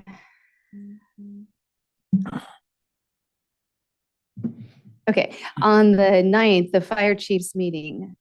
So 2 items of significance to the public generally. The first is that the CAL FIRE battalion chief is working to create a really streamlined set of guidelines that will hopefully very clearly show you your go, no-go periods of when you can burn, when you can't burn, but when you need just the air quality permit and when you also need the CAL FIRE permit. So there's been a little bit of confusion on that, and he's working to get that all into a nice streamlined chart with your web addresses right there that you can click on, and you know where you go to get what it is that you need when you need it. And, I just encouraged him that there really is, people are trying very hard to clean up their properties as best as they can and make them fire safe. And they want to do it right, and they're trying to know how to do it right. So please help them help all of us. And so he's on that. And the second item of discussion there was that the CAL FIRE Battalion Chief, is looking into helping countywide with kind of the larger burn, where we kind of come together as a community and pile our debris and brush. Hobel Dump in your district would be an example of this. He's going to take a look at that and see if they can turn that into training opportunities and help us get some of those places taken care of. So appreciate that. So a report out from the RCRC Board of Directors meeting that was on the 11th. I did send to CEO Ted Hill, and he forwarded it to all of you, the very formal follow-up items, so that you can click into any one of those links and see all of the things going on with RCRC, Golden State Connect Authority, and Golden State Finance Authority. We did have Stuart Knox, he's the Secretary of the California Labor and Workforce Development Agency, there with us, and he presented the agency's impactful initiatives and programs to the RCRC Board of Directors. A discussion definitely followed his presentation, and sometimes I think that those people that we call into RCRC, they should get some applause just for surviving a room full of 40 rural county folks. And but it's good. You get to engage with these people, and you get the opportunity to follow up with them afterward. And I just appreciate that they come. It is interesting to note he is the creator of SURF, California Jobs First. So we got to share with him how much we appreciate those dollars, and the fact that it has become something that we can understand. Forest management and wildfire update.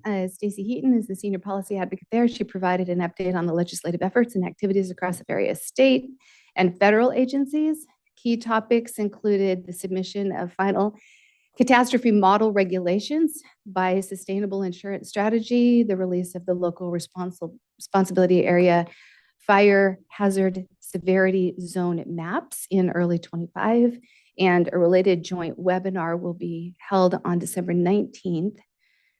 I participated in one of those, was it last year or the year before? The Supervisor Frazier, that we were here in this room, and CAL FIRE was here providing insight onto those maps. Yeah. So if you want to understand more about those maps and how they work, you can come to that meeting on the 19th. The RCRC Board of Directors approved the establishment of the Carrier of Last Resort Ad Hoc Committee to address the impact of AT&T's proposed withdrawal. So where we went through this, for a year, we wrote letters, we thought there was success. Well, they're not going away. They're coming back and pushing back again and trying to not be that carrier of last resort. So at least RCRC has an ad hoc established that will continue to keep our presence and our feelings known about that.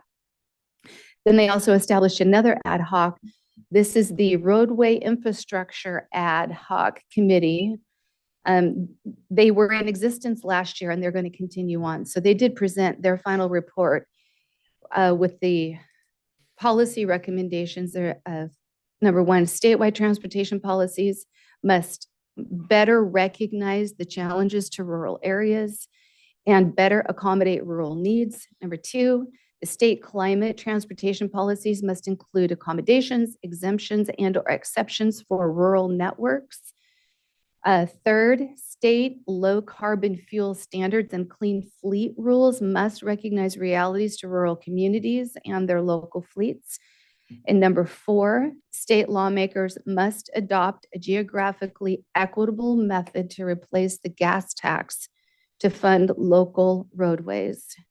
And so that report was approved, and the one exception of the policy recommendation number 3 is going to be revisited later on, and that was just to do with some discussion about just the roads themselves and what kind of demands really should we make. But with each demand that you think, oh, that would be a smart one, there's unintended consequences that have to be discussed. So more to come on that. The RCRC Women Supervisors had a dinner Tuesday evening with the incoming board chair. Modoc County Supervisor Jerry Byrne will take the chairmanship in January. So that was a really great opportunity, a very kind gesture on the part of RCRC to let just the women come together and have a dinner. And that's just a great time for continuing to build on those relationships. And I let her know that I would like to serve on an upcoming ad hoc when those come together under her direction.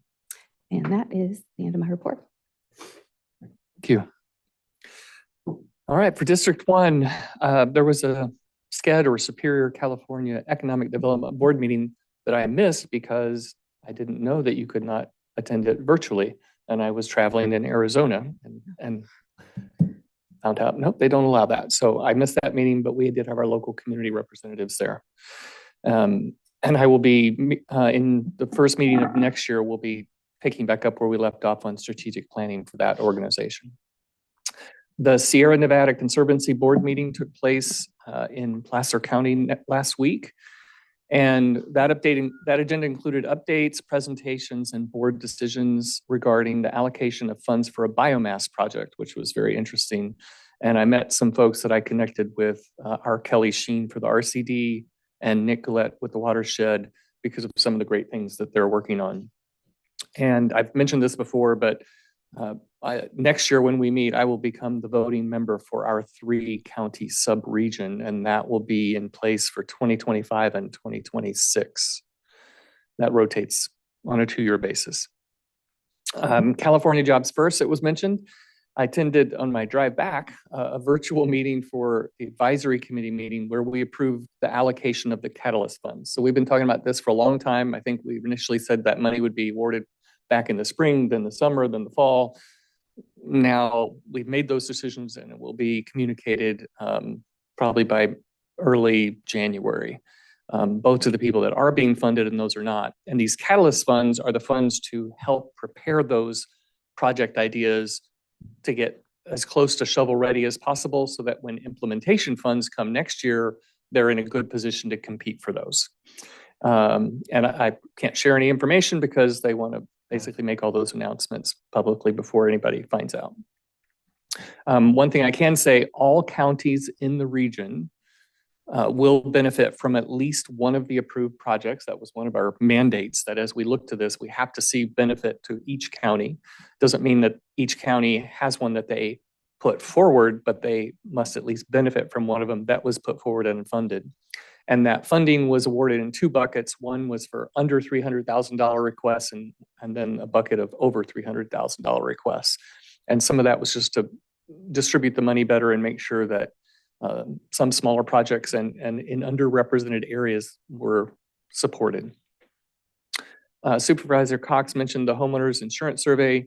I let the ball drop and forgot that I wanted to put Skylar Fisher on the agenda for today to present the results of that survey because we closed it on December 4th. But we will just do that in the first meeting of January. I did provide her the latest results out of that platform. As of yesterday, it was 381 responses, which with only around 5,000 households, that's a pretty good percentage representation. And there are some very interesting findings, but I don't want to steal her thunder. Jail health. I joined staff yesterday for another leadership session focused on both tapping into additional funds and improving processes.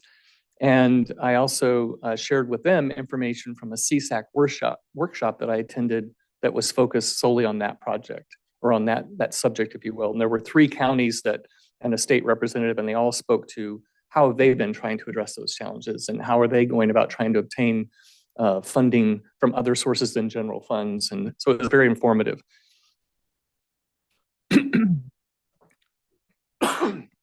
And that's my update. Excuse me. Okay, and report for ad hocs, we don't have any because we basically closed them both out last time. We can have new ones next year as determined needed. The next item is the consent calendar. These items include routine, non-controversial matters and will be acted upon by the board by one roll call motion. If a member of the public has any questions or comments on an item on the consent calendar, they may provide them now. A member of the board or staff may request an item be pulled and considered separately. Did we have any right now that members of the board or staff would like to have pulled? I don't have any that we need to pull, but I did want to clarify a typo on item D10. The request is for the chairman to be authorized to sign the certificates of compliance, not complicate. I apologize. Certificate of complication. Yeah, I apologize for that. Okay, thank you for that clarification. All right, with nothing to be pulled, we will take public comment on consent calendar. Any online? Okay, with that, I will entertain a motion. I'll move to approve as presented. I will second. Okay, we can call the matter. Supervisor, excuse me. Supervisor Frazier. Aye. I'm sorry. I'm sorry. Supervisor Gogan? Aye. Supervisor Frazier? Aye. Supervisor Cox? Aye. Supervisor Carpenter Harris? Aye. Chairman Lindweiler? Aye. Thank you. Can I make a comment? Too late. Sorry. No, go ahead. Yeah. Okay. Teasy today. I just want to make sure that the public recognizes that item D8 is addressing the library concerns of us not being allowed to stay within that public or within that communal organization that offers services. So I just wanted to make sure everyone saw that that is being addressed. Thank you. All right, we'll move now to county matters. These items include non-routine or controversial matters and are listed alphabetically by department. A member of the board, staff, or public may request that an item be heard out of order. Anything that we wanted to hear out of order on this? No? Item E1, County Administrative Office. Review, discuss, and provide direction to staff regarding the proposed general plan budget and schedule amendment request, and authorize the CAO to sign any contract amendments necessary to carry out the direction provided. $54,000 financial impact, $54,155.50 from the general plan update fund. And with that, thank you, Chair. I will introduce this topic. With us today too is Jim Harnish and Ed Presley, part of the overall general plan update team. So this issue came to my knowledge in August as we were going through some of the general plan, specifically the community plans and various general plan elements. And we were having a discussion at a joint session here with the board and the planning commission. And there was some concern voiced by the team as far as the timing of some of the documents, the schedule that we'd been marching to, and just some of these general concerns that are outlined that we'll go over today. Admittedly, I had been not very receptive to any schedule adjustment discussions and pushing the team to stay on track and stay on schedule. However, all good plans don't always survive first contact. So we need to make some adjustments based upon some realities that we have seen come to light as far as the documents that have been released publicly and the comments that have been received. So part of our general plan update, there's three main areas. The general plan, which does contain the various elements. Then there is a EIR that goes with the general plan update. And then we are also doing a comprehensive zoning code update with our general plan. That does not always happen. That does not have to happen. But we chose to do that when we scoped this effort back in August of 2020. And that has been the direction we're marching on. That creates some additional complications and some additional coordination efforts that need to happen throughout the process. So when we get to the end of this entire process and the board has presented a document for potential adoption, that it is a sound document that has a sound and approved EIR that does not create a lot of litigation opportunities for the county. And that is what we want to present to this board when we get to that stage. We discovered that we weren't going to be able to get to that point by summer of 25 just because of various scheduling time periods associated with public comments, timeframes associated with staff review, timeframes associated with the numbers of interactions with the public at planning commission meetings, at board meetings, that we weren't going to be able to meet that summer of 25 time period. So Jim and his team submitted a formal request to the county back in late September, early October. We sat down, he brought his team up to Weaverville. We sat down and went over their proposal at the time.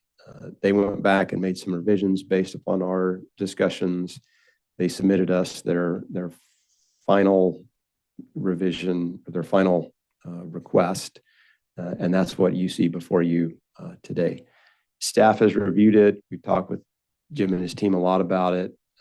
We think it is a very viable and achievable and the path that gets us to the most opportunity for this board to adopt a general plan that will not see any litigation. So the staff report has all the details associated with it. I'm not going to go into that. I'll just save those for questions, as I'm sure there'll be some. But we are prepared to address any questions as the board desires.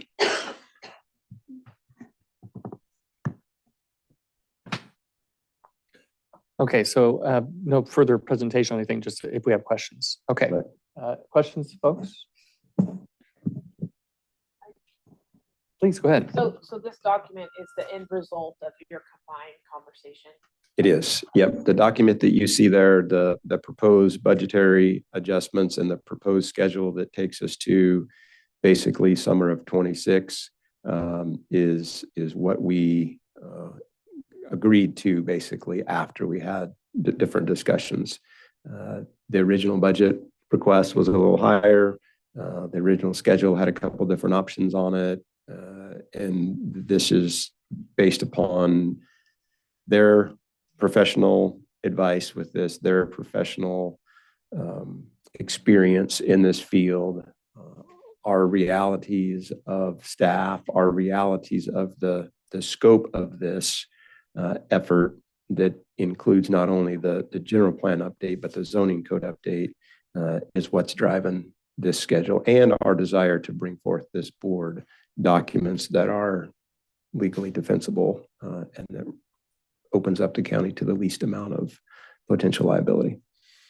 Okay, thank you. I just wanted to clarify that this was the document that was generated after the combined effort. Yeah, the other documents were just draft documents, and I didn't want to confuse the matter more with providing multiple iterations of documents out there. No, thank you for that. I appreciate it. It was very clear and easy to understand, so I appreciate that. Okay. Other comments? Questions? Questions, I should say. Well, the only thing that I would bring up is, I got my questions answered because CEO Tet Hill and I spoke offline, but I think it might be good for you to describe to the public. One of my questions had been, when we see the portion where Include Plus fund reallocation dollars are being reallocated, I got concerned that we weren't going to finish the product having an online format that we can do all the searching and all the things. And that's not what this is. And if you want to describe that so others know. I can do that, and Jim and Ed pipe in at any time. So on Encode, that specific topic, we had what I would consider some fairly in-depth conversation about that. Mentor Harnish scoped approximately $60,000 for, quote, Encode to house our general plan. Is what Encode is. It's a totally separate platform than MuniCode or the different platforms that house most of county codes. So it is a platform that would house our general plan in a fairly good interactive type of environment. We talked with Mentor Harnish. They gave us some very specific examples of other counties who have started to look at using Encode as a platform to house the general plan. Counties like Merced, Butte, and there was a couple others. Those counties, although they're technically rural counties and similar to us, they're really not. They're really at like the two tiers. Two tiers up from us. They have another zero at the end of their budget. They're in the $1 billion budget range. They have a couple 100,000 people there. It's just a different environment for developers, and different environment for individuals who are looking to potentially pursue a development type project on a little bit smaller scale, maybe a minor subdivision. But the benefit or the capabilities that Encode would provide would be for a developer to go in there and look at our general plan and see if a particular lot they may be interested in would be conducive to some kind of development opportunity. Say some type of commercial operation. They could go in there and look at the codes, look at all the different components of the general plan, and see if it was something that they would want to further explore. Some of the details, down to like the type of zoning that particular parcel has, based upon the square footage of the type of facility they were looking to put up, it would kick out, the number of parking spaces that you would need, which is cool, which is neat. It's a neat feature, but the realities are in our county, even looking out 20 and 30 years, the likelihood of that happening is the likelihood of that need is very little. And the experience from the other counties have been, even though you get that first level of information, the developers often still will go in and want to talk to a body, talk to a human in the planning department and verify stuff. So it's really just kind of a first blush of information. It's not really solidifying anything. It's not really committing anything. So it is I would put it in that need to have type of category, but not the need to have or the must have category, based upon what we see as potential development over the next 20 and 30 years in Trinity County. Now there's also that 60 grand to get us there is just the start. There's also an annual fee associated with it. And we also discovered, probably more so than the financial side of it, is the amount of staff time that's required to keep it updated, if you will. You got to have a staff. Staff is actually the administrator of the site. They go in and do everything. Encode does some, but not nearly as much as we would have probably thought just walking into it. So that was feedback from some of the other counties as far as the amount of staff time that is required to keep it viable and validated. So that's in code. What we will have and what our proposal is for us to house our electronic general plan once we get it adopted in summer of 26 on our website under the planning division. And it will be a comprehensive, basically a PDF document that is broken out by a table of contents, and then it is linked to each of those table of contents in those areas within that general plan.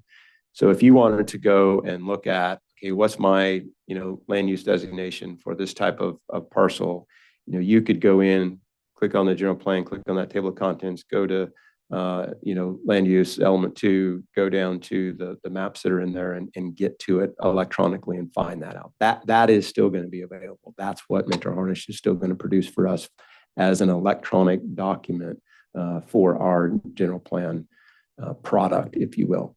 We are proposing just to not commit funds and future staff time and funds to a platform that is neat, but it's really just not what we need based upon the size of county that we are and what we've been able to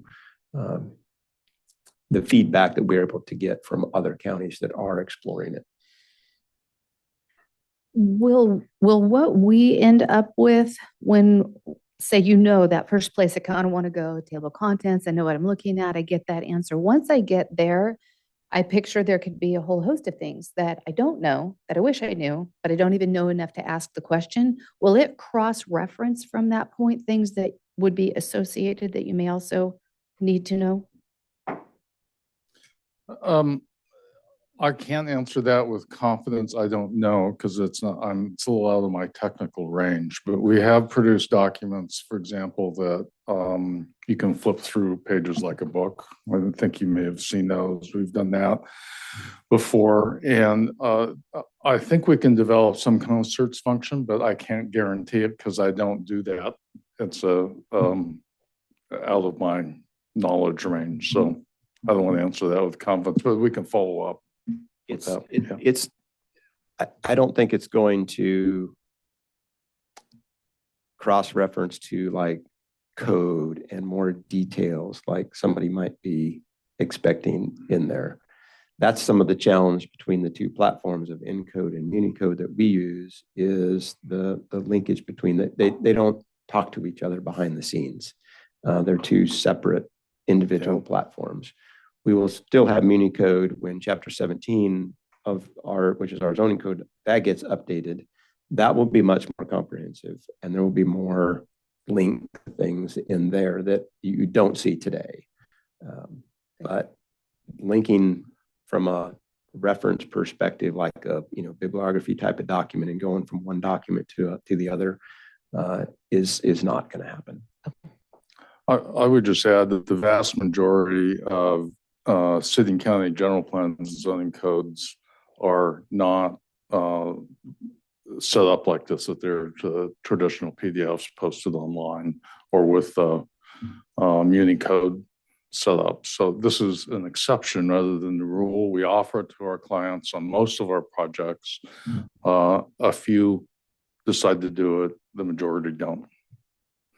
And one of the issues that Trent raised, which is a consideration, is on the Encode Plus products. There are annual maintenance fees, and they vary depending on how many features that you put on. So you can have a lot of bells and whistles on the zoning code piece, but I concur with staff conclusion that in a smaller county like Trinity with much less development than you would have a large urban area, it may not be worth the cost for that. But it would be something that we would, if we did go through with this, we would lay out all of these options and talk about the feasibility of each one.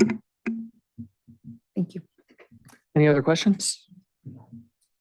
I do have some, and I guess just on that one, I'll have comments later, but I'll save it for that. But I do anticipate, CAO Tuthill, that we could have kept money in there and said, oh, we'll look at other platforms potentially, but then you would have had to come up with that money from someplace else to reach this net. And so we could always come back and say, okay, we want greater in feature functionality than what has just been described. Now where are we gonna have the money for that? So we can still come at that. And I know we've talked some about different platforms that are out there that could help with some of this. Okay, so I had several, go ahead. I would add one comment. If you can always do this later, you don't have to do it right at the end of the project. This kind of technology is available anytime. Secondly, if in fact we do finish the project under budget and there is some budget left, because that's generally doesn't happen, but it's always a possibility you could go back to this as an option. So. Okay, thank you. And then the rest of my questions, for the most part, had to do with deliverables that were outlined in some of the documents that were in the backup.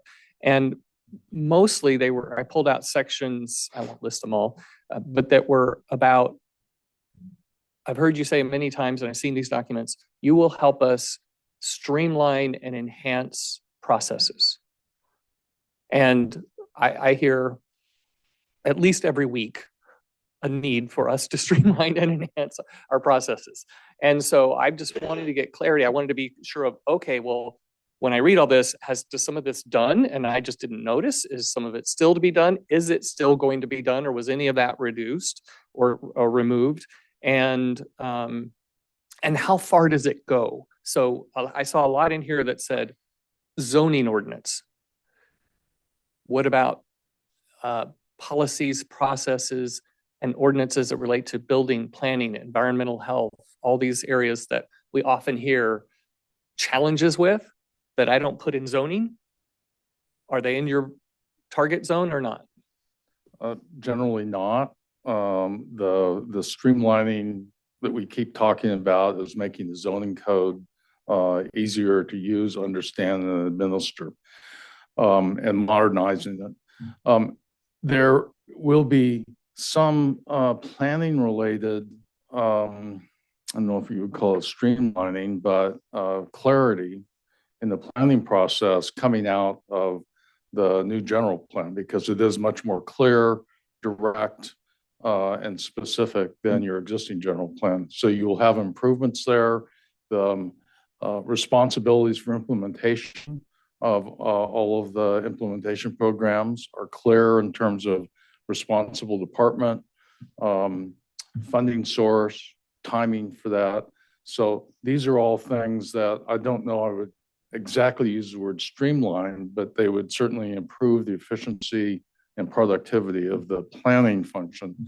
When you start to get into building, environmental health, no, this is not, that's out of the area of this work. Okay. And I did see things, for instance, steps to faster, effective, and thorough development permit review procedures. Yes. So that's because we have a much more clear and well-defined general plan, but it's still up to us, being the county and staff, to figure out how do we make sure that the way we interact and the documents we require people to fill out and everything else reflect this wonderfully more accurate, effective, updated general plan.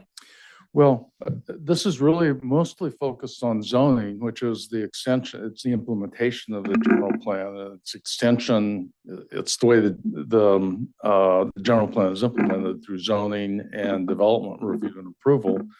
And part of the zoning code focus is going to be on having more uses permitted by right. So there's not subject to discretionary review. You meet the development standards and you get your permit. So it's an over-the-counter review. Others may be administrative permits, so that they're a lower level of review at staff level rather than going to the planning commission. So it takes less time, it's clearer, it's more specific. So those are the kind of streamlining things that we're talking about, making development simpler and less costly. Okay. And then one question I wanted to just address, I think Trent, you may have mentioned it and I just missed in the details.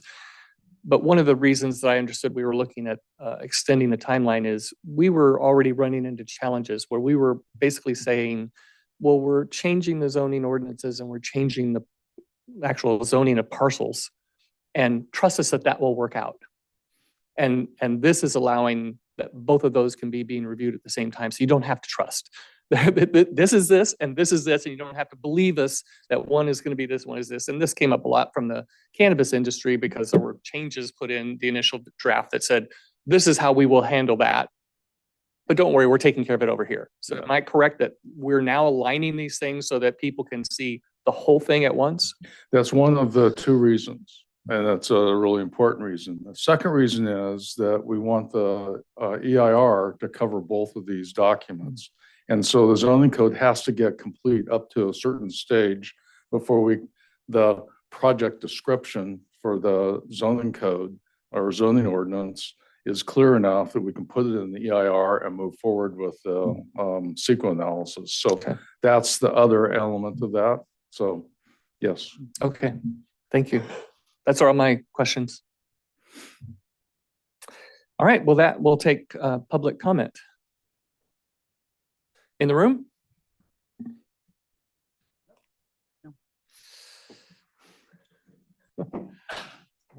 Sometimes I'm surprised.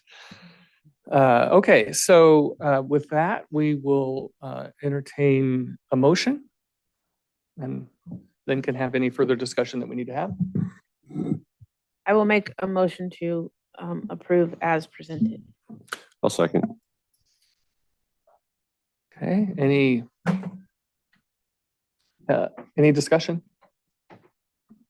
The only statement I would have is, I guess I've been saying from the start of this project that we would be lucky if we get this done in 2026. And I've Mentor Harnish has been pushing and Trent's been pushing. Let's get this timeline as far ahead as we can.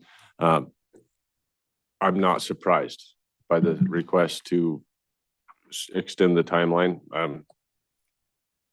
I think that it's well within the scope of what we've asked them to do. I know that some of the asks that we had at our joint meeting were like, they're looking at us going, yeah, if planets all line up, we might still be able to get it done. But I think this is reality. And I've been convinced that it was reality for several years. Yeah, I would agree with Dan. I guess my heartburn was same with Brent and Jim, that the EIR was not going to be completed on time. And we needed a little bit of an extension. I think this will help us get some clarity in that. So thank you very much. I appreciate it. Okay, and the only thing I wanted to come back on, I guess there's two. One is, I do believe that we as a board need to keep on our radar that functionality that was presented to us in one of our meetings, where we all went, wow, wouldn't that be cool? We're not going to have. So if we want that, we should be then giving direction to staff to review those, look into those, figure out where the funding is going to come from, whether it comes from the general plan or comes from someplace else. But I do think, I mean, I don't disagree that that particular platform didn't seem to be a good fit, and it may not be the best use of our platform automation dollars and time. But I do think that we should be not losing sight of that once we just pulled it out. And then the other part that's related to that is I'm not disappointed in the team or the process. I'm disappointed that I misunderstood all this time the scope of these streamlining and policy processes enhancements, because while what we're going to get is huge and important and it's the foundation, it leaves everything around that is what a majority of people interact with, and staff included, that is going to be as archaic as it's ever been without some additional effort. And just because, you know, we do what we do with the process we have, we will now have a better foundation to build around, but nothing about this is going to change the form that I fill out to do something. It's not going to change the way in which I have to go about it. It's not going to automate any of that. It's not going to find where other counties have better policies and practices for making it easier to build a new something or other. And that I was hoping was coming. And now I'm hearing maybe a little bit. To the extent that the zoning ordinance helps with that, great. But all these other categories and areas, to me, I'm disappointed. But again, that's internal, not pointing out at anybody. So I appreciate the clarification, at least now, so that a year or two from now, I'm not going, well, where the heck was that? Which is why I was asking. So thank you. Did you have a follow-up on my? Well, I kind of just more discussion on that would be that I'm bummed that what I thought was going to be super cool isn't going to be there. But to CAO Tet Hill's point yesterday, when we chatted, it makes sense to me. Your comment to me was, while somebody might hop on there at the beginning of a hopeful project to see something like how many parking spaces would I be required, as the example was given, that would be cool. But ultimately, that person is likely going to want to sit down with staff and have that face-to-face interaction that says, yes, the 25 parking spaces that you saw on there, that's real. And the other list of 30 items that, would go into that project. So to me, giving up cool in this area, yes, I like cool as much as anybody else, but that is a good place, in my opinion, to give up funds for something that's more important. If we were going to double back on it, as Mr. Harnish said, you always could. You could go find another platform or do what you wanted to at whatever point in the future. If we were going to find more funding to double back on something to clean it up, I would be more in favor of finding ways to get our processes, all of our interactive processes, streamlined. My opinion, that's more important. So, Chair and Board, just to comment on that real quick. Even though this is concentrating on Chapter 17, which is our zoning aspect and the permits associated with that, which there are some of those, but it's not a building permit or it's not a permit through environmental health. Those are different chapters and different part of our code. We are looking at how to consolidate and make those processes more automated. We've got a meeting already set up at the beginning of the year to talk internally with staff. We've got a meeting set up with a potential platform provider the second or third week of January, to start looking at options. And that, I believe, is what you're more commenting on is, if I want to do a building permit, I want to be able to do most of it online. I want to apply online. I want to pay online. I want it to be tracked online. I want to be able to see the status online. I want to see if I still have electrical out or plumbing out, or if my rough electrical has been approved, or, whatever that is. I want to be able to see that.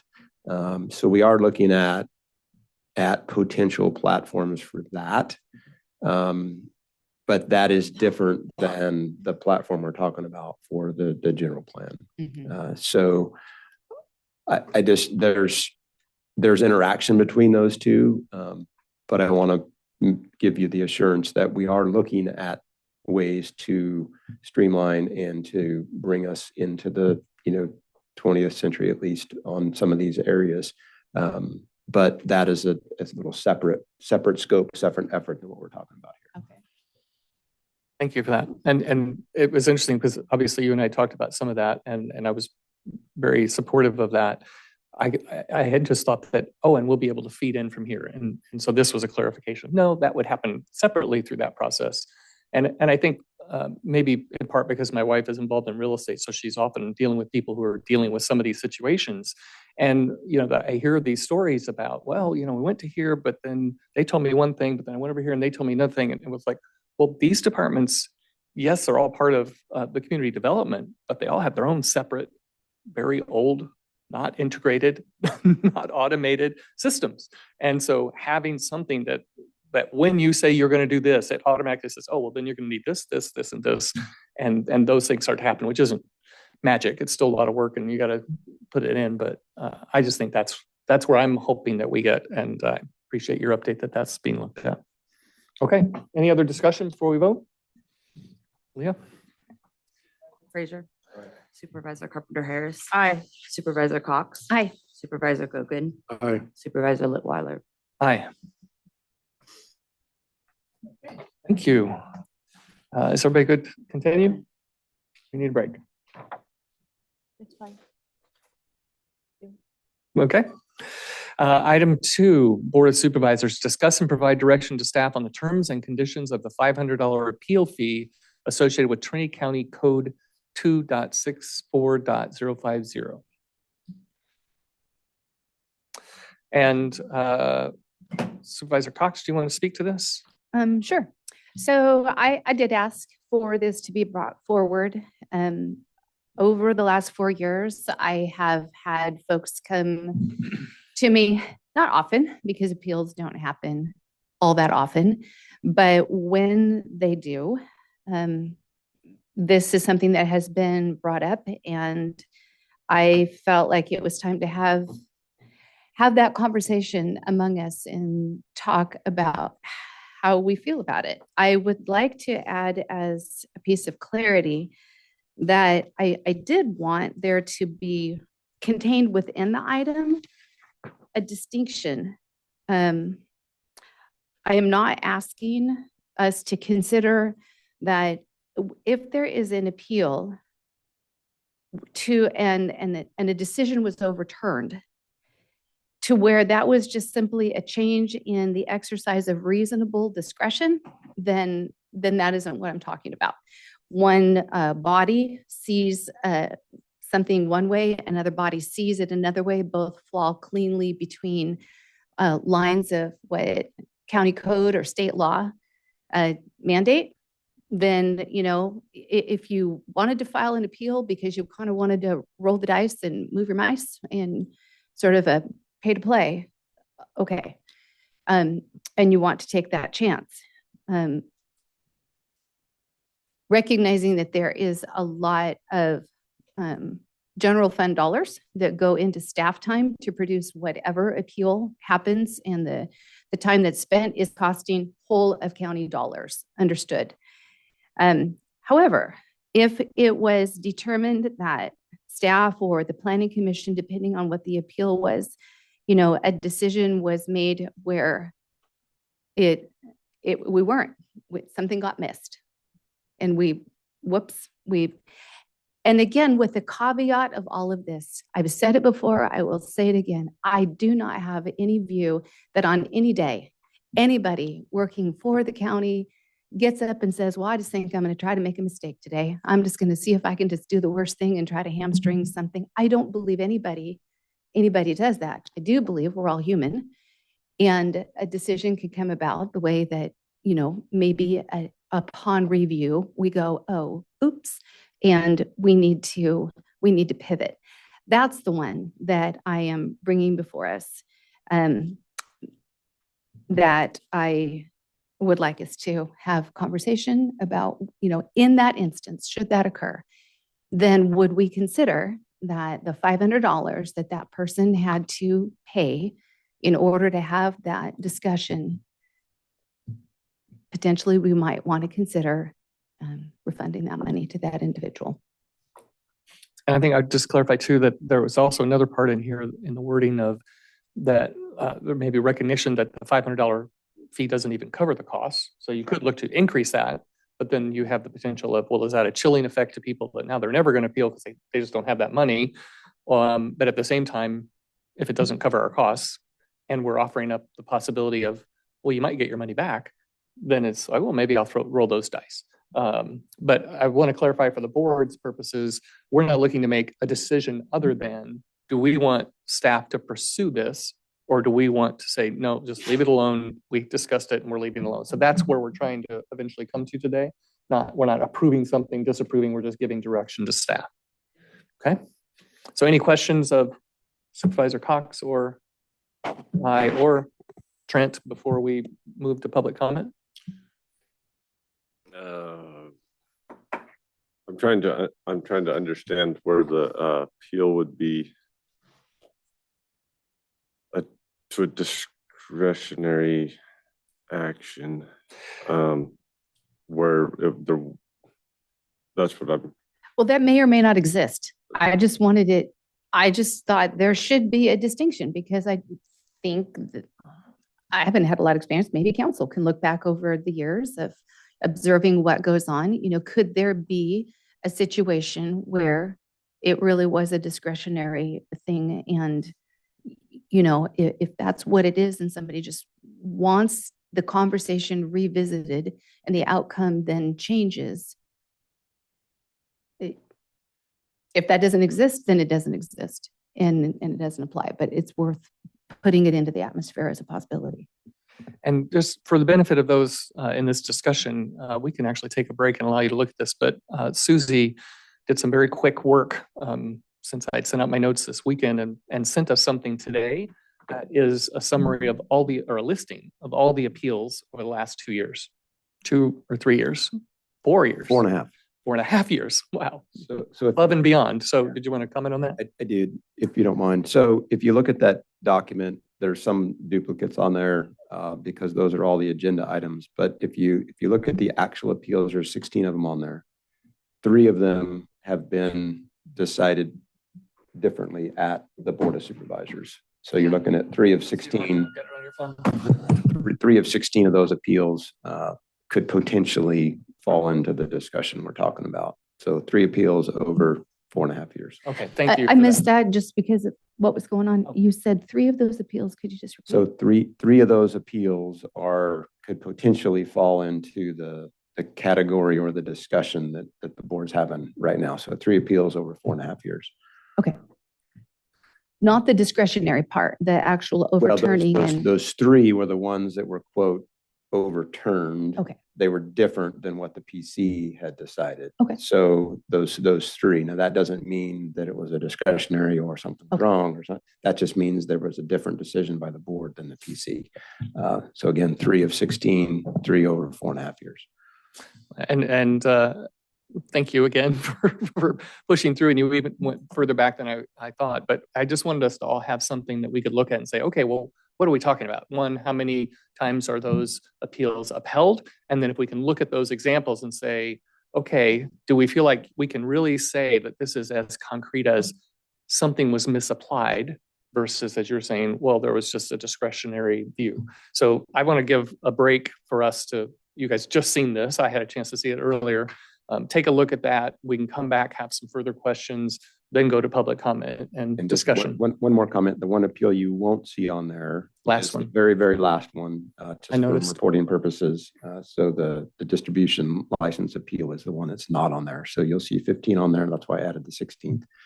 And then that one was also one of the 3. Thank you. Okay, let's take a 10-minute break. Keep it. Do you want to look for it? Okay, all right. I couldn't imagine looking at that on your phone. I'm getting used to doing that kind of nonsense. 10-column spreadsheet with 27 rows and he's looking on a phone. He did his whole. Turn it sideways. When he was chair of the board, he did it all from the phone. Look at my eyes going. My eye doctor asked me the other day if I have to stretch my arms yet. I said, not yet. He said, it'll be here before you know it. So thanks, Jackass. I should probably read a better way. Oh.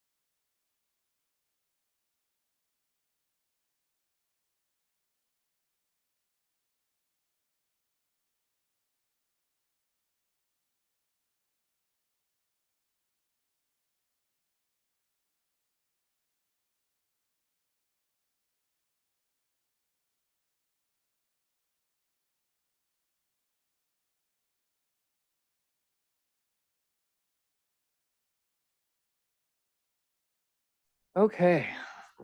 Figure out. I think you got it. Okay, thank you. We are back in session. And supervisors, now that you've had a chance to look at that document, and thank you again, Susie, for putting that together so quickly. Are there any other questions that you wanted to put forward before we go to public comment? Okay. Is there any? Yes, ma'am. Not really questions, just comments. Then let's wait. Okay. Is there any public comment in the room?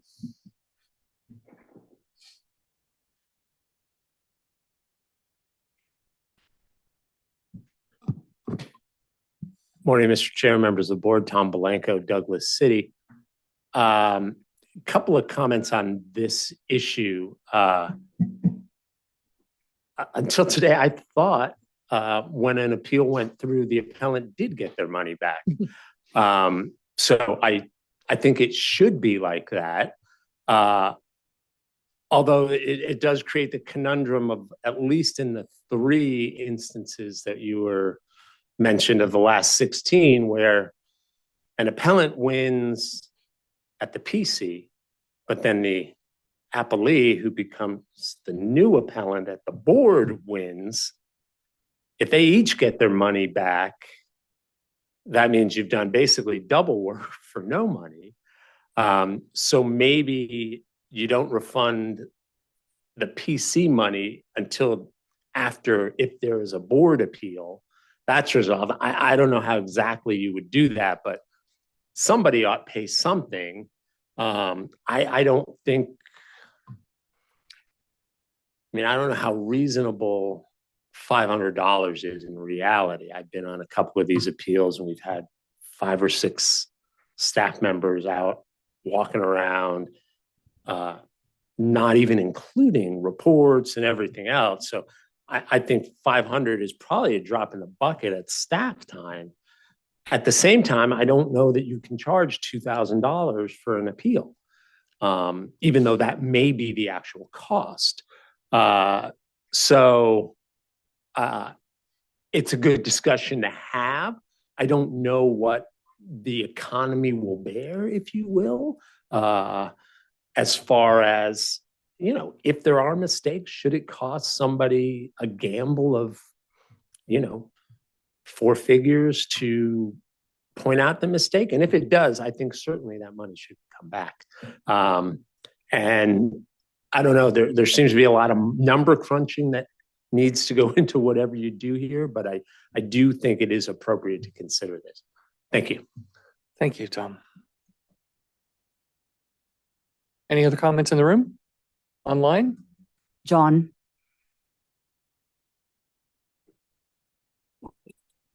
Hi, can you hear me? Yes, we can. I agree with Mr. Polanco. Good to have this discussion. But it does seem that presently any applicant or appellant for any county permit or fee could request a waiving of the fee or a reduction in the fee. So it seems like this may already have some mechanism. And the current $500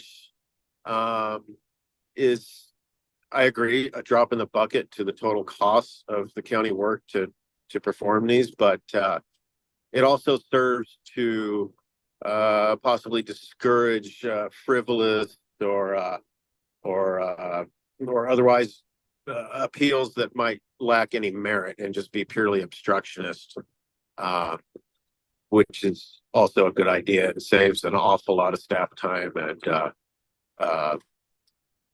public hearing time and everything else associated with that. So I would say perhaps you leave it as it is at this time, and if somebody feels justified in requesting a reduction or a waiving of a fee, then the supervisors can hear it. Thanks. Thank you, John. Veronica. Veronica Kelly Albies, Douglas City.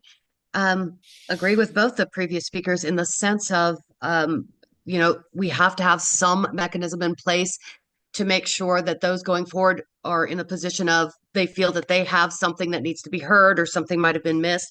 $500 in itself has been cost prohibitive for many people already to move forward on an appeal that they've really felt strongly about. And, you know, it's something I've been speaking about for a few years now as we begin to streamline the process. You know, we don't want to make it inequitable for our community members to be heard in things that matter in their lives. Not something they've gone out seeking, but affects their lives on a daily basis, perhaps. So I don't think raising it is the answer. And perhaps there's a mechanism in place that like it's being presented, depending on the situation. Like the last one is a pretty clear-cut case of someone having to spend money that they probably shouldn't have had to get some kind of recompensation on that. But you know, I don't think it should go any higher. I think it needs to have a fee in place to make sure that people have skin in the game. I'm a big believer in that. But the more we streamline, sometimes it can make it more difficult for people to even come up with the $500. So just some things to think about. Thank you. Thank you, Veronica. Okay, we'll bring it back to the board for discussion. And again, I guess we have two items that we really need to give direction to staff. One is, do we want any work done to revisit the $500 fee? And do we want staff to take a look at some process for refunds for certain types of upheld appeals? I think you had Supervisor Carpenter-Harris, you had a comment before that I held off. Yes, I do have a curiosity to know, not too deeply into the weeds, but on average, what an appeal costs us to provide the support to. That's to see where that fee falls. And then I also in terms of whether or not that $500 even touches it or not would be interesting. But then on the flip side of that, we have a socioeconomic structure in our county that $500 is a lot of money to most. I think on average, if you were to go across the board, that would be considered a lot to have to come up with to feel like you can be heard.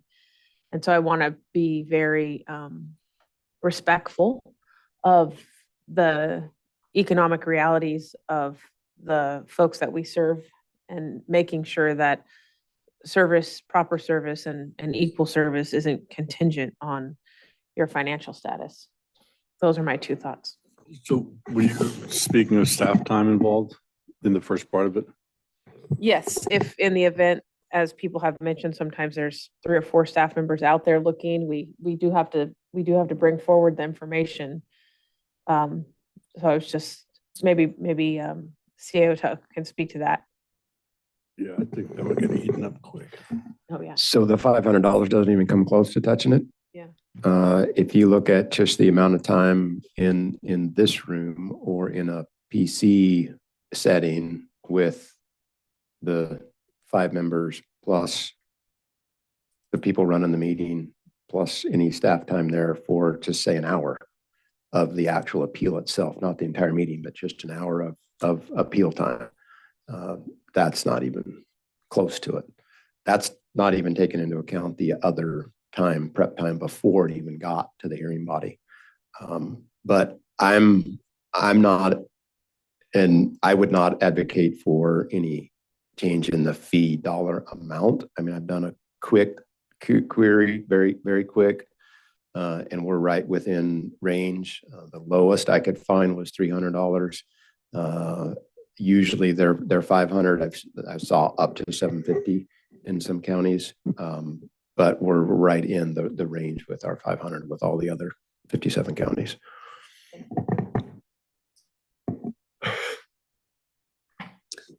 Okay.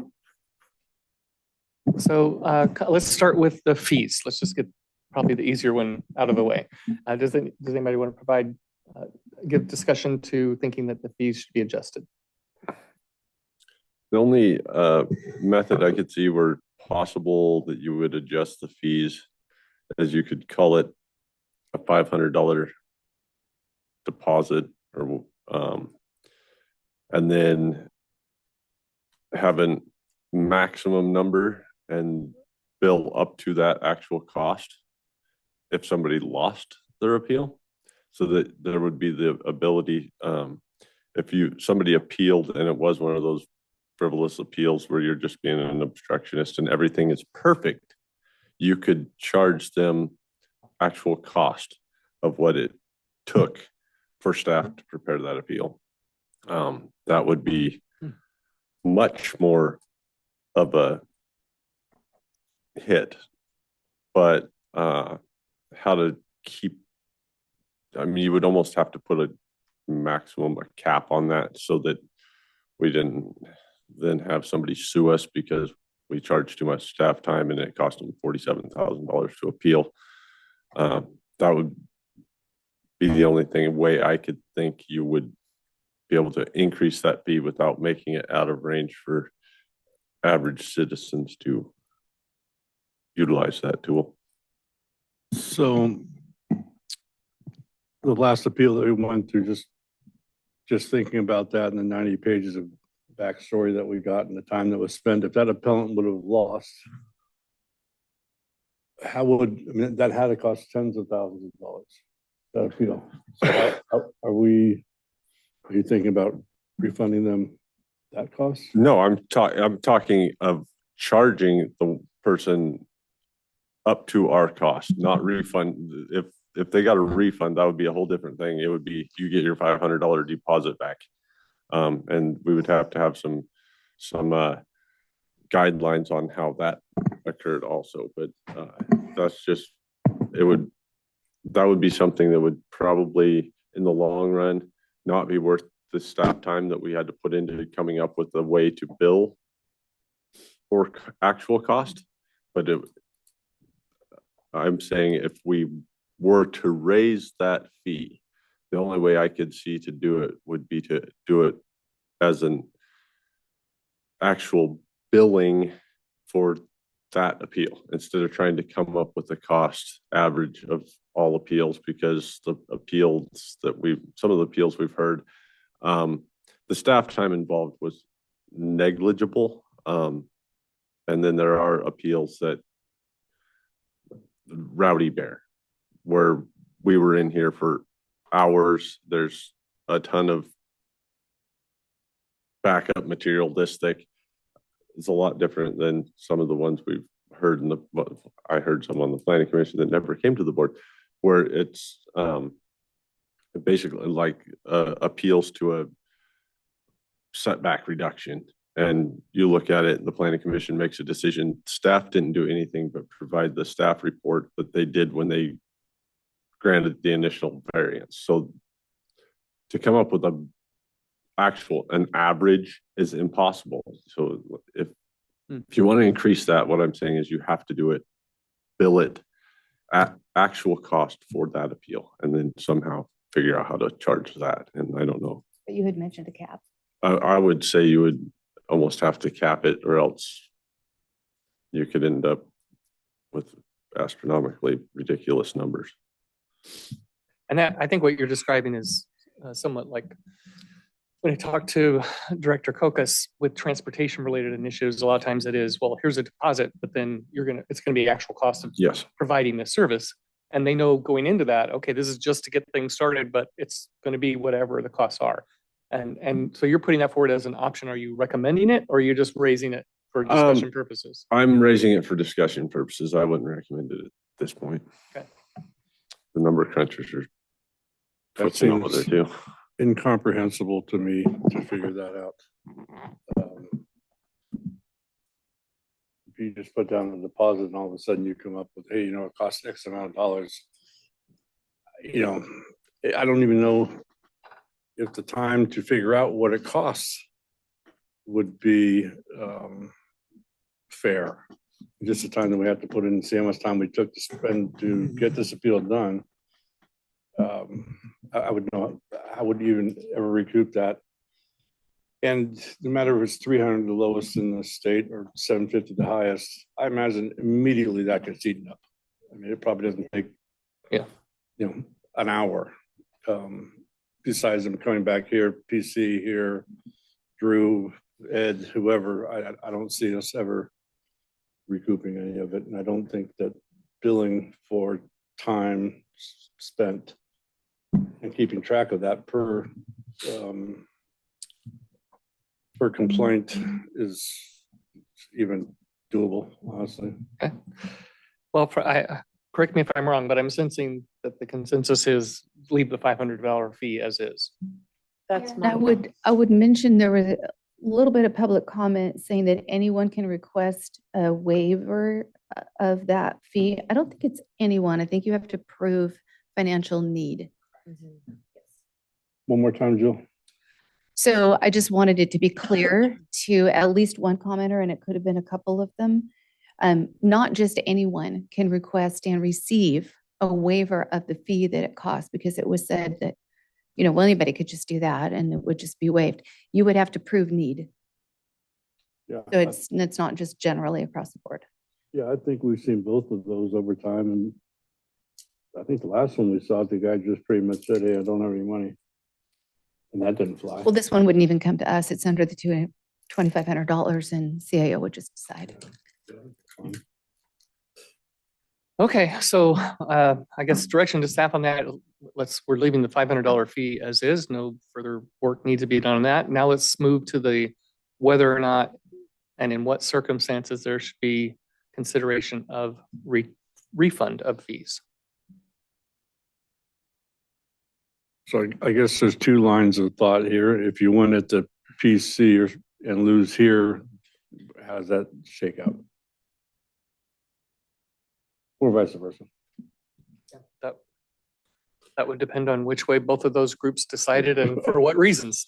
Do we give them half the money back, or do we, how does that, is our word the final word you won or lost? They want a PC, or they qualify for somewhat of a reimbursement because they got this far? That's a tough one. Although I am 100% in favor of, if you win, you should get your money back. I just don't know. You got to win both of them. One of them. I actually went and tried to talk to council about how we would come up with this. How do we differentiate between, how do we actually explain what Jill was trying to come across with? And excuse me, I think that there has to be a method where if the board or the planning commission overturns a decision based on my discussion with council, it would have to be, okay, we're overturning this decision because this finding of fact doesn't hold up, or if there's it's in violation of law, or we would have to have some kind of a finding that said basically that the county made a mistake at some point without saying that we made a mistake, because people don't like to say that. But then they would be entitled to the reimbursement. And I think if you had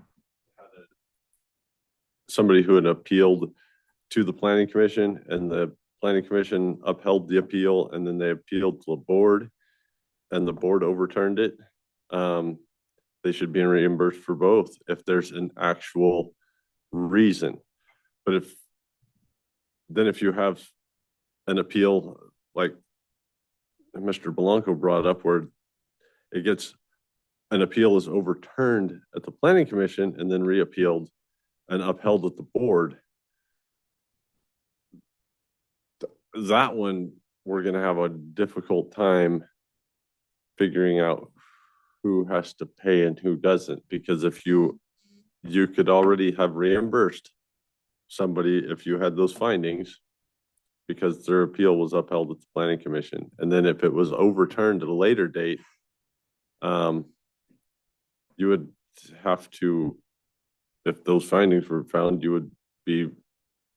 Council, is there a statute of limitations on when, how long can go by before somebody can appeal to the board? Yes, about there's a 10 timeline days. to which appeal, yes, and it's very It's short. 10 days. Yeah. So then that's not an issue has because if they happened. simply didn't, right, but you simply wouldn't refund within the 10 days to wait and see if they're going to appeal or not, because then there's another piece to the story. But what I'm saying though, it's like if we made the findings, and we can go back to the Gilman appeal from Hettenshaw. Okay, the planning commission upheld the decision. Then it was appealed again to the board and we overturned it. So if we had one of those situations where, and I'm not sure, I think those appeals both came from the same person, so it would have been a little bit different. But if you have an appeal where one side of the project appeals to the planning commission and the planning commission would uphold it, and then the other side appeals it to the board and the board agrees with them, we could come out where nobody paid for the appeals. But you're not even paying for the appeal. No, This you're is paying just- for the ability to appeal. Mhm. And I honestly think that if we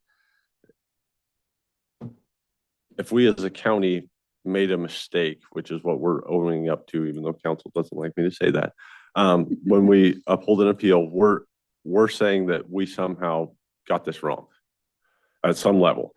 And I think if we're doing that, then we should reimburse the money, because we aren't recovering our costs anyway.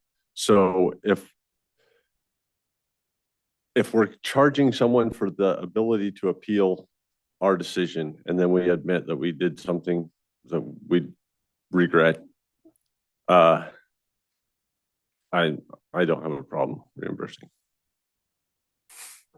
I just would, for me, this is what it comes down to. Can and do, we sometimes make mistakes. And when we do, how do we handle it? And our own strategic plan under Trinity County values, the third item says accountability. We demonstrate high levels of ownership for the decisions we make and execute in a manner necessary to achieve intended results. And it's further underscored in line of effort 5, county governance and operations objective 2. Ingrain a culture of innovation, accountability, and empathy in Trinity County governance and operations. And to me, that says this needs to be looked at and considered. And if there were findings, and again, I mean, to label it a mistake, it's an oversight. Findings were discovered and determined, and the decision should have been this way instead of that way. We need to fix what we did.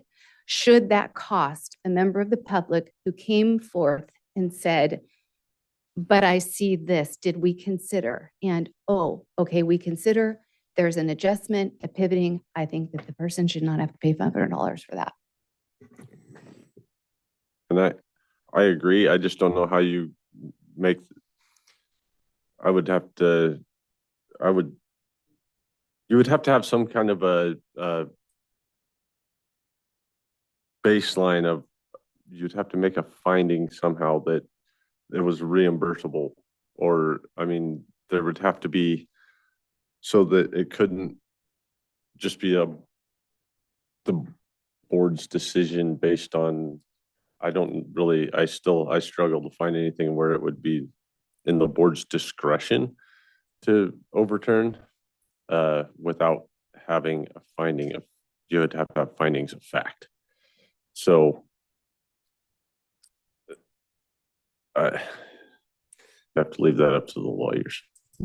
Well, and I think just to frame this again, the information that Susie and Trent provided us show over this 4.5-year period, we had 16, of which 3, it appeared, could be being considered. So one, we need to just realize that we're looking at 0.75 times a year this comes up. And so we're talking about a whole lot of work that we can hear with all the complication. that goes into this. Well, when does it meet the criteria? When does it not meet the criteria? What if it's upheld here at the planning, but then it comes back over here? So we do have to remember, we're saying for something we're already losing a lot of money on now, and we only do it maybe once every year and a half, we come into this situation, we're going to come up with some kind of process that says, under these specific circumstances, we will refund, and these we won't. And I'm grounded in, gosh, you're making me pay because the county made the wrong decision initially, and I had to force the issue to get a correct decision. I get that reasoning. It's where is the clarity of that was actually the outcome, that it was a factual mistake, a misinterpretation of the policies, regulations, procedures, so on and so forth. And I'm even thinking back to Carol Fall reached out to me after we made that last decision and said, you had a lot more information than we did when we made our decision. So was that a wrong decision on their part, or they had different information than we had when we made a decision? And then did the staff had even less information when they made their decision that got to it gets messy very quickly to me. And so I just want to make sure if we're going to give direction to staff to pursue this, I think, well, I would just say, if we were going to say that we should do that, I think it should be on the board, that the board has, when they're making the decision about whether that appeal is upheld or not upheld, if they are upholding the appeal, part of the decision should also be a vote to say, do we want to waive this $500 fees? Not put something on staff to come up with a 27.2 ways in which we will evaluate that, decide it, and go forward. And that's what I agree with that and I don't see this only being at the board though, and that's what this spreadsheet, those appeals, those look to me like all the ones that came to the Board of Supervisors. There were a lot more probably that only went to the Planning Commission and then never were appealed again to the board because you already lost your $500 and it's over at that point. So I would say if you're going to do that, you would put language in there somehow so that the Planning Commission, if they make these findings, and those findings would be that in the Planning Commission's jurisdiction that staff had insufficient findings or whatever, and this is why, and we think that this appeal fee should be refunded. And I think you would have to put that into your findings in the appeal, is how I see it working out. And same thing at the board level is, and explain in that finding why would be a refundable thing. It's like the finding would have to be, this is in violation of county code section and so we're going to refund the appeal fee. So let me ask, just to set the stage, we had a recent appeal that we upheld, the Cannabis Distribution Center permit. So based on what you just went through fairly recently, would you say that that is one in which the fees should have been refunded? Yes. And because I could have made the finding that that was in violation of county code section this and state code section this. So to me, that would constitute a mistake on the part of staff, Planning Commission, whoever, wherever that lies, and that no fault, but there was a mistake. So they shouldn't have to pay for our mistake. And because I'll be the devil's advocate here. So the challenge is that was brought to us as a discretionary interpretation of whether that was a youth-oriented facility. So it wasn't that they approved it knowing it was a youth-oriented facility.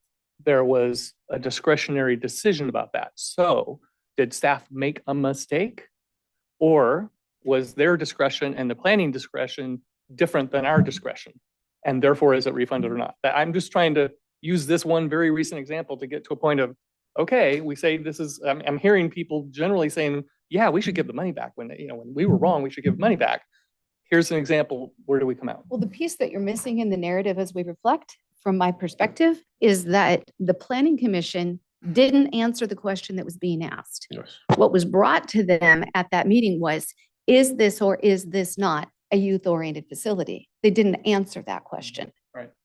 And so the appeal was denied based on not a decisive piece of evidence, a conclusion to, but rather, I'll be so bold as to call it an avoidance of. And so when that didn't happen, then yet another $500 gets paid to have this body say, okay, was it or wasn't it? Is it or isn't it? Mhm. We said, yes, it is. And so now $1,000 for a question that had never been fully answered and addressed. So I don't see it as discretionary. I see it as the job didn't happen. And so in that case, your finding would be that, okay, you think it should be reimbursed because the planning commission didn't answer the question that was on the agenda. And so that could be your finding. And if it could go either way. I mean, it's if the vote was somewhat different and Rick raised his concerns like, oh, well, we didn't make a mistake and this is why, your finding could be, well, because this was the discretionary action and our discretion turned out different than the planning commission's, this is not a reimbursable. And you could make that finding as part of your appeal. You would have to put it on county council to come out how to do that legally without ending up Okay. then having Supervisor, lawsuits. I'm gonna let Supervisor Carpenter Harris and then Gogan weigh in. My comments are in the same arena as Dan. I think that to be able to reach that decision as to whether or not something was an inadvertent mistake or an error or whatever, having all of that be presented during the appeal would be part of that, and being able to make the decision for reimbursement be part of that motion to put it in or take it out, in that decision. I think I agree with you, Rick, also that this happens, what did you say, 0.75 times a year, and taking the time to put it on staff to determine whether or not it's not conducive to saving money. So I agree that if this decision has to be made, it will be a nuance to some degree, and leaving that up to the board to make I think it would probably also save our staff folks a lot of time. So that's my thoughts. So, County Council, just a question to you. If we said, let's leave the fee at 500. If we said that is a non-refundable fee, and the board has discretion at the time that they are making a decision on appeal to refund it if they want to, but it's board discretion. Is that defensible, supportable from your case? That would be legal, yes. Okay. And would you, as Dan was saying, Supervisor Fraser, sorry, would you look for some kind of findings to say why I did this time and didn't some other time? Correct. So what we would ask is that as you're making the findings, that one of the provisions you make, one of the findings you make is whether that you would be reimbursing it and you would provide justification for it. We don't necessarily need a lot of detail because, again, we'd put language in there that nothing is precedent setting. Each individual case is analyzed based on the board's independent decisions, but we would still ask for a finding, yes. Okay. Why don't we leave the request on the appellant as well? So if someone feels like it's been worth the $500 to, make their claim and fight their fight, then fine. But when that appeal comes through, it could be in the appeal process, will you be requesting return of the $500 fee in the event that you're the winner, essentially? So don't offer up, but just don't say here's your money back, but say is this something that you're going to be asking for? Okay, that would be a box that gets checked. Right, but I mean, I think we should make that be something that they ask for, not just hand it. Because some people may say, no, I'm good. I feel like I was well served. I'm happy with the appeal process. It went the way that I'm grateful for that, and that's enough. I know it cost you guys money to get me here. So I think you are in the utopia that I like to live in. Actually, don't ask for something you don't need. That you were thinking, I don't think we should ask them if they want their money back at the end. We're gonna lose. Let's put the burden of the time on us, which is basically the cheapest price you can get, and not the burden on planning commission or staff of any sort. And we'll make it happens every 1.5 years. I think we were kind of making a mountain out of a molehill here. Every 1.5 years, we may be able to make a finding that, yes, Rick, you should have your money. And that's enough. It's easy enough. I mean, once every 1.5 years. So are folks comfortable with that approach, that we leave it as $500 non-refundable fee, but the board retains the option of using their discretion to refund as long as there can be findings shared as part of that decision in the appeal hearing? Yes. You're yes, you're thinking, you're yes. I am thinking, I'm asking in my mind if that applies at the planning commission level. Would that person then say, I want the board to determine if I get my $500 back at the planning commission level? That's what I would say is appropriate, because again, if it's, I don't want to see staff time involved in it. Do we, I mean, or do we just put in there that the board or the planning commission could reimburse that if they uphold an appeal? I mean, because the planning commission, and that we would have to talk to staff as whether or not the planning commission has the authority to refund money, because I don't know they would. So then somebody would have to appeal to the board to have a finding. So do we have to charge them another $500 to appeal to get their $500 back? Or do they at that point just go to the CAO and say, we want a finding? So because I do know that the majority of appeals end at the planning commission. Most people, after they've appealed, the planning commission either upholds or denies, and it usually dies there, because who wants to pay another $500 to try to convince 5 people that appointed the people that you just lost to? So if it So went, I'm sorry, can we get county council to weigh in on that? I saw you kind of thinking about it. Yeah. Does the planning commission have the authority? Can they be provided the authority to do the same thing we're saying we would do here in the board? So I think Dan's point's well taken, as their advisory committee, and they don't necessarily have the authority over the budget or time of staff.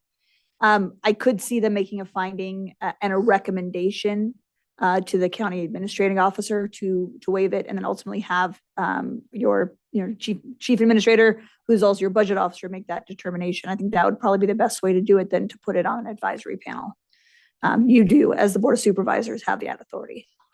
Okay, so they would make a recommendation. The CAO, with the authority of up to $2,500 anyway, could say, okay, fine, I'm going to waive it, or say no, and then that could be appealed to the board, I suppose, or whatever. But yeah, I wouldn't have it appealed. I would have it be a final decision of your county Okay. administrator. all right. Again, we could go forever if Yeah. we weren't. And then, so I sense some level of consensus, but I would like to hear from staff regarding what is being discussed.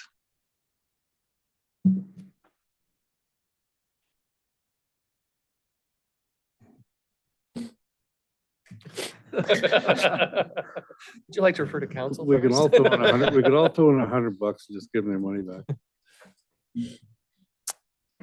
So I think we are overcomplicating a fairly simple subject. And for the frequency that it happens, I don't think it's worth the associated time that it's going to take to make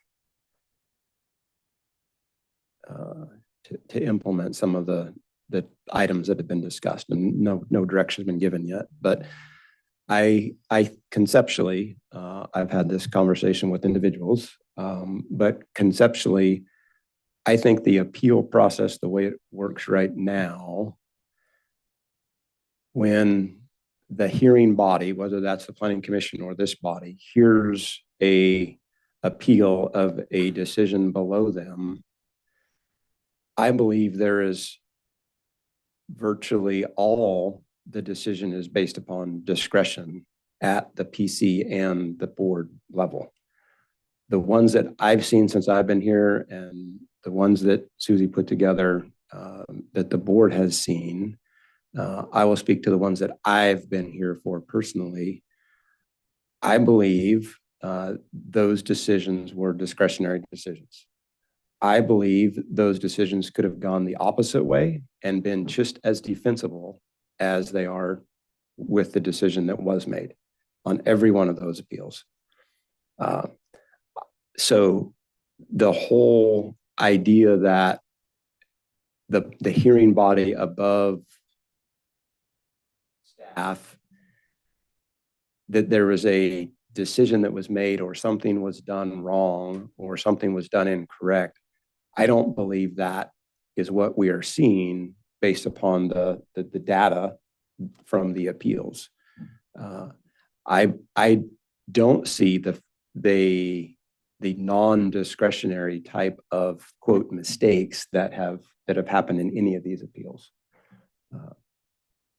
Again, that since I've been here and the ones that I'm most familiar with, starting with the Rowdy Bear and then the Petcoff and then the last one we just shared.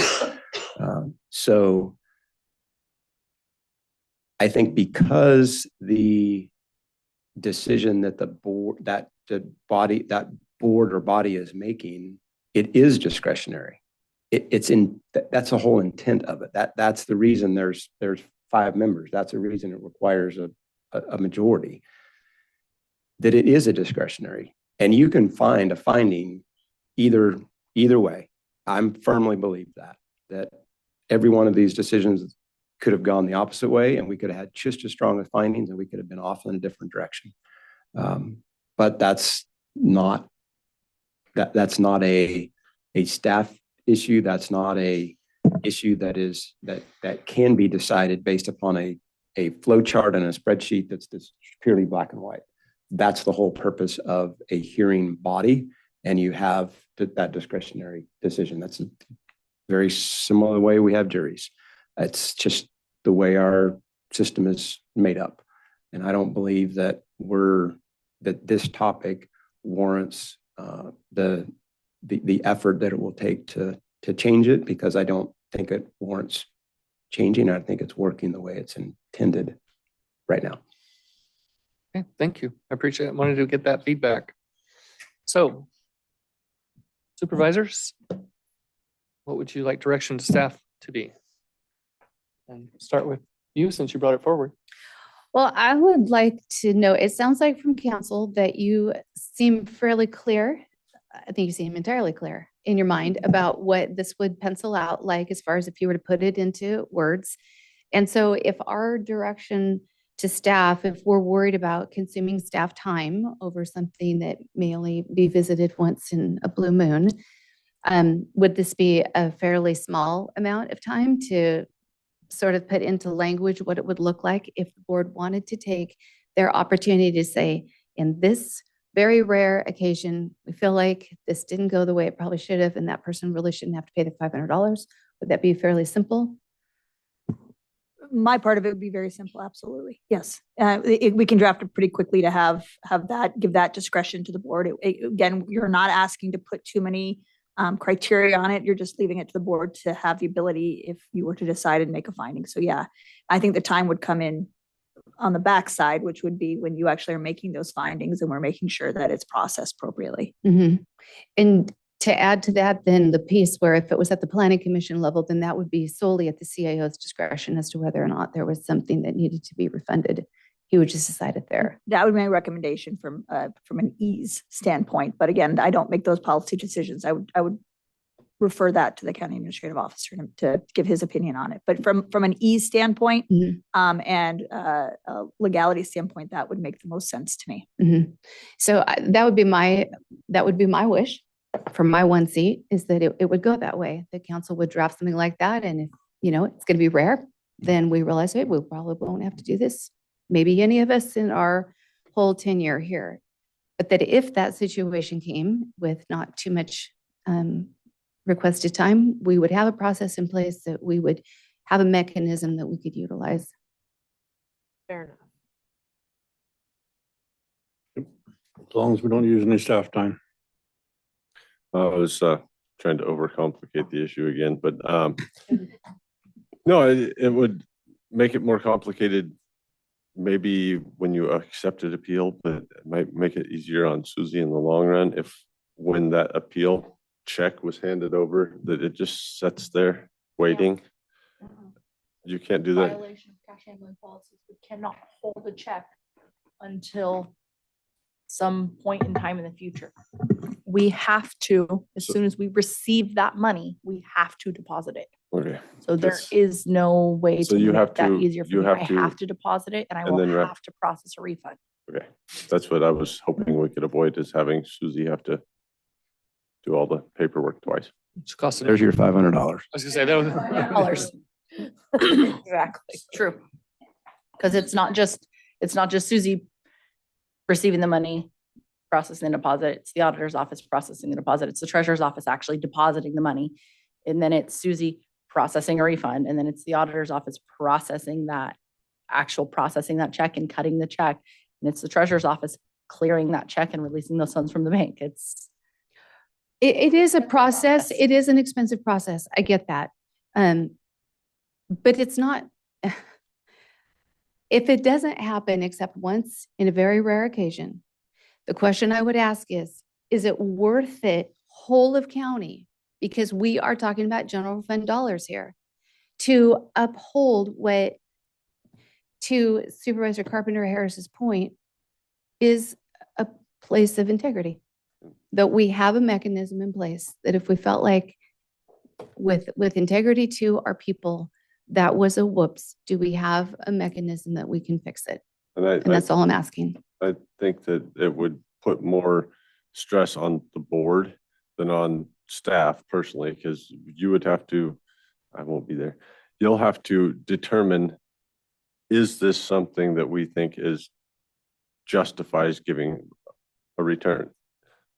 When you're sitting there making that decision, you're going to be thinking, okay, it's going to cost us twice as much as what we're actually reimbursing to give that reimbursement. Is it, we have a finding that says we think it's worth it because we somehow wronged this person. That's the only way I can justify it is like, I think we did something wrong. I would say that not every time that somebody wins an appeal, they get a refund. It would be when something catastrophic had happened. So, but I do think there should be a mechanism in place. And I can remember Supervisor Groves talking about this before he left office, like when somebody wins an appeal, there should be a method that we can reimburse them. So it's been on the radar for a long time, and I realized that there would be a cost involved, but I think that we need to have a mechanism. Okay, what I'm hearing consensus around is the Planning Commission may recommend a refund with findings and reasons to the CAO, who will make the final decision. The board may authorize a refund with findings, and that there is acknowledgement that we are adding to the loss that the county already experiences with every appeal. And so it should be done when it should be done, and we should recognize that we just went further into the hole with that appeal. But not with every appeal. No. Well, with that appeal that we choose to refund. No, every Yeah. appeal costs more than what we charge. Yeah. Right. Every appeal costs. So to staff, there's virtually nothing that has to be done. It's a planning commission can make a recommendation that the CAO can say yes or no with a pin strike. Then if it's a yes, then we just go into debt another $500. And if the board chooses, we just have to do it with findings. And again, that's when we initiate the process, which we know is going to add another $500 cost to us, but we believe it's going to be strong enough reason to give it back that it reflects our accountability, our integrity, and so forth. That's what I'm hearing.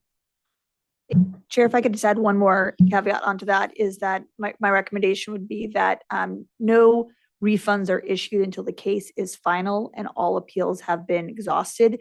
That way, if things reverse, there's 3 levels that can reverse at, that we have a kind of a bigger picture of where it ended up, including, if they end up in court, we can look at it at that point, and then we won't have to issue refund. Yeah. What is the time, like we've said, it's 10 days between a planning commission decision to appeal to the board. What's the interim if someone were going to take that decision to the level of a court? Well, it depends, and I don't want to say that, but I believe it is 30 days on a writ. I'm looking at Tom because he files more than I do. Okay, thank you, sir. So the direction to staff then is to have council draft this. Where does that live? Once you, I'm happy to draft that. and once you create the thing that you're going to create, where does that live? That's a good question. I hadn't actually come to that in my head yet. I want to go back and look through code and see if see if there's anything in code that what you're saying would contradict. If that's the case, I got to fix it there. Otherwise, we can do it likely by a resolution. But I will let me dig into our code for a section before I give you that answer. It would have to be an update to code section 2.64050. So could you do that by resolution, or do you have to have an ordinance? No, An ordinance amendment. Yeah. But again, I just want to look and dig in and see if it's in there, or if there's a void in our current code. We have other mechanisms we can put it in through, like a resolution or policy. But if it's in code, we'll have to amend that. And it may, I guess the other thought that came to mind is we have that book that guides supervisors about how we do our job. It could be in there, I suppose. I don't know. Governance manual. Governance manual. I would think from a procedural standpoint, we want to make sure that it was codified in some mechanism so that when staff is taking action, they have a code or a legal document to back them up. Okay.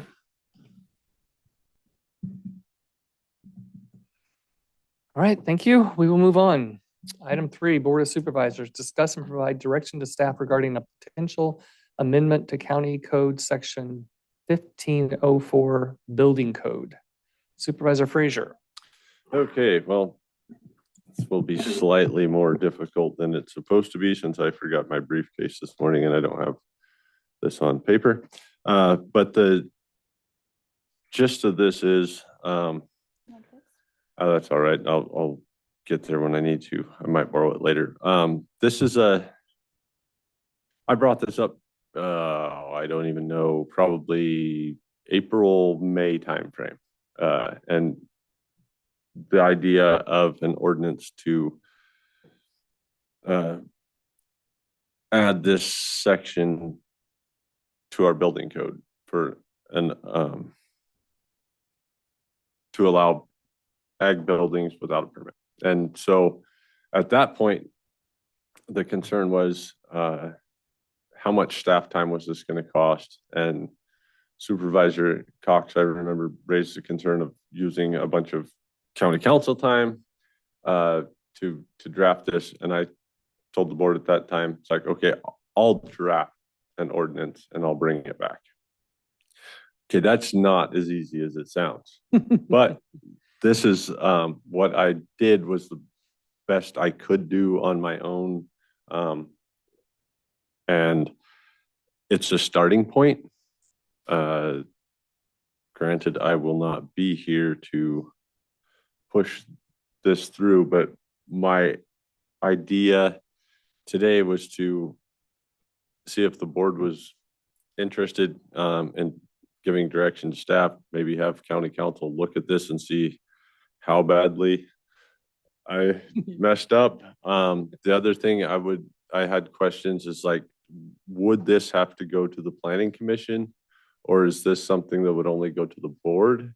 Because it's not really a zoning type ordinance, so it's only amending 1504. It does mention zoning, I believe, in there, but only in the context of these would only be allowed where ag is allowed. So those are some questions that I didn't dive into deeper because I was trying to stay within what I had told the board I would do, is craft this and then present it to the board. And so I did, that was one of the main reasons I wanted this on the agenda, is so that we could have the backup and all of you have the ability to look at what I plagiarized. I won't say that I drafted. There's a lot of this is pretty simple stuff. It looks like I did a lot in that section, but mostly that is once again, kind of like the limited density ordinance, it's mostly straight out of California code. This last in the yellow is what I would propose adding to our building code, and number 10, where it says any other exemptions listed in California building code, and that could say section 102.5, I think, but I didn't put that in. It's getting so long that I just kind of cherry picked the ones that might make sense for Trinity County. I didn't put in oil derricks. I didn't put in those kind of things that are exempt from state building code. So agricultural buildings are not, but we have the ability to add it as an exemption in our building code. And just a question along the way, my understanding is that we didn't used to require it for ag buildings, because when we built our barn, it was under permit, but we were told by the previous owners, well, the barn that's down the hill that we started 45 years ago, you didn't used to have to do permits. And it was like in the 70s or something. So is that your understanding too? That well, prior to 1982, I believe you didn't have to have a permit to build a house. Oh. So yes, there was exemptions for ag buildings at one point. I never really dove into the history of it that much, because the history of it doesn't matter as much to me as the future of it. Part of this, once again, I've had some feedback from people in the cannabis industry that like, hey, this would be good for greenhouses, hoop houses, temporary, however. I cannot claim that that was my intention on doing this. This actually started out as one of my constituents who said, I really want to build my wife a barn for her horse, but I cannot afford to buy a permit. And so that's what I'm looking at is, and one of my whereases, some people might think it's a smart aleck remark, but it does actually cost more for the permit than the project. So I think we can remedy some of those issues. I know there have been concerns. I went through it a lot with the limited density ordinance, where what if somebody builds something that's not safe? That's on them, because there is some language in here that says this can't be used for commercial, like you can't have the public involved inside these buildings and stuff. So it would be for your own use. I'm sure as it goes through the process, somebody might want to flush some of that out a little bit. I know in the past when I talked to Cody, he liked Humboldt County's take on this. They have an ag exempt. It's almost like a letter of intent. You fill out that you want to do it. It costs you $250 and you're done. So it's almost like a permit without the permit. There's no inspections and stuff. It just says basically you pay your money and you sign that you understand that this is only used for these things. These are that might be something that the county would do in the future. I don't know if that is something that would really be beneficial. I think that my desire was to just this would be streamlining. Because if somebody wanted to build a barn and it spells out what buildings are, it's hay, grain, storage, animals, equipment, there's criteria, what an ag building is. You wouldn't have to go through the permitting process. The one thing that would probably be something that has to be looked into is how then would that building be assessed? I have no idea. I'm not the tax assessor, so there is still questions that have to be answered, but in concept, I think it's a good move for Trinity County. What questions do you have?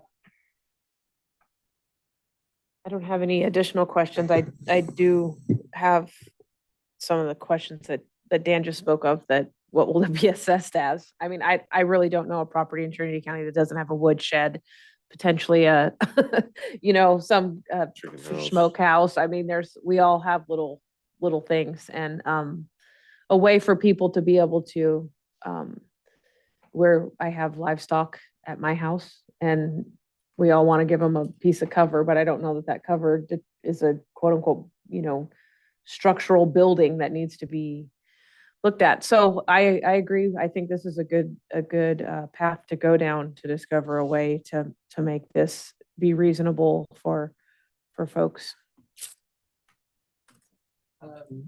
Well, let's stick with questions first, then we'll get public comment, and then we can have our discussion.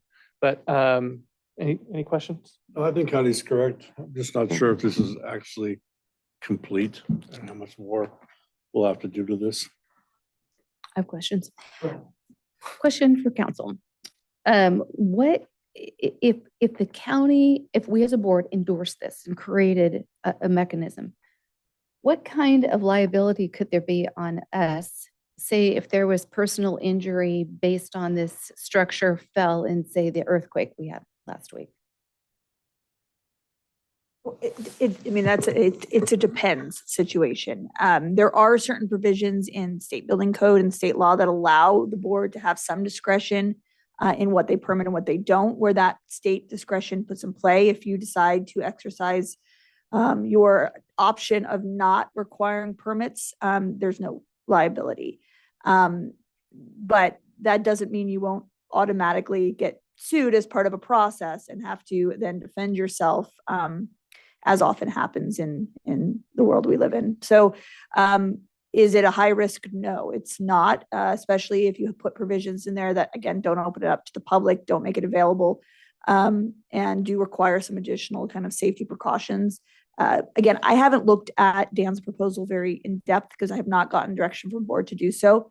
But one of the things I will look at when I am looking at it is as the ways we can reduce liability for the county and make it very clear where the county has no liability. So we'll look at that and put those provisions in.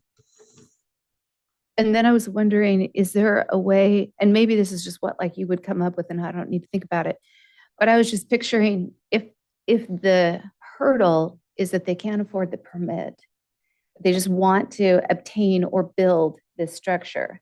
Is this one of the things that we could have, say, 2 or 3 standard plans on file with the building department, and they can grab plan A for the horse or B for the hay or whatever it is that they need? And it wouldn't require an actual permit because they're not going to inspect it, but we would know that that thing that they're going to build is a certain level of safety because the engineering's already in it.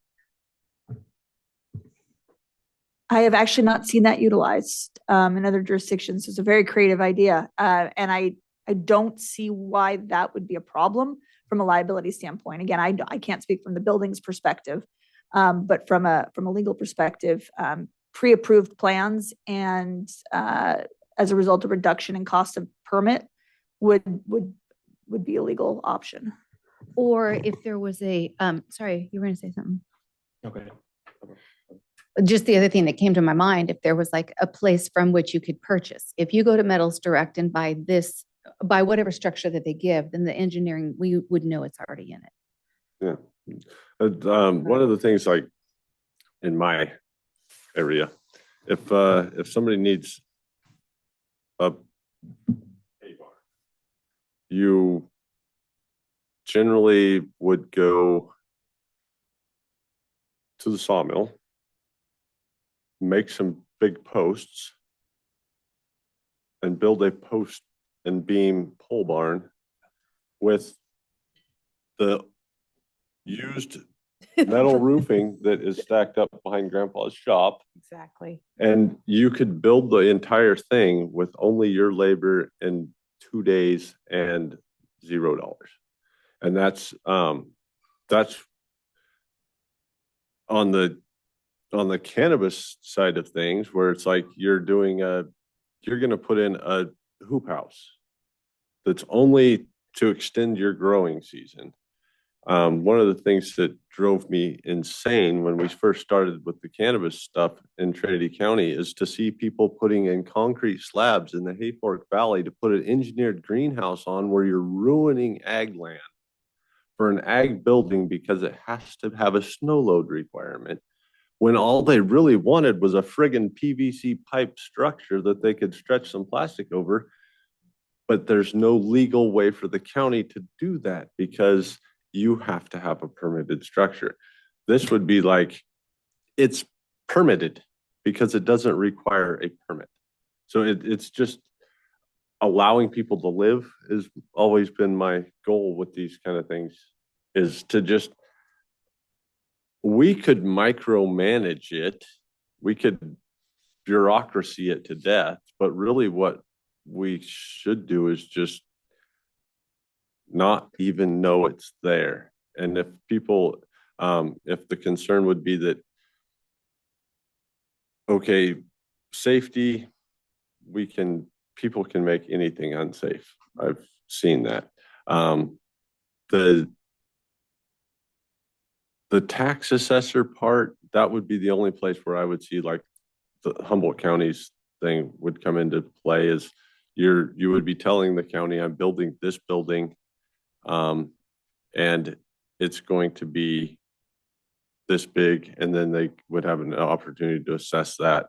But as far as plans, those kind of things, I've built a lot of unpermitted buildings in my life.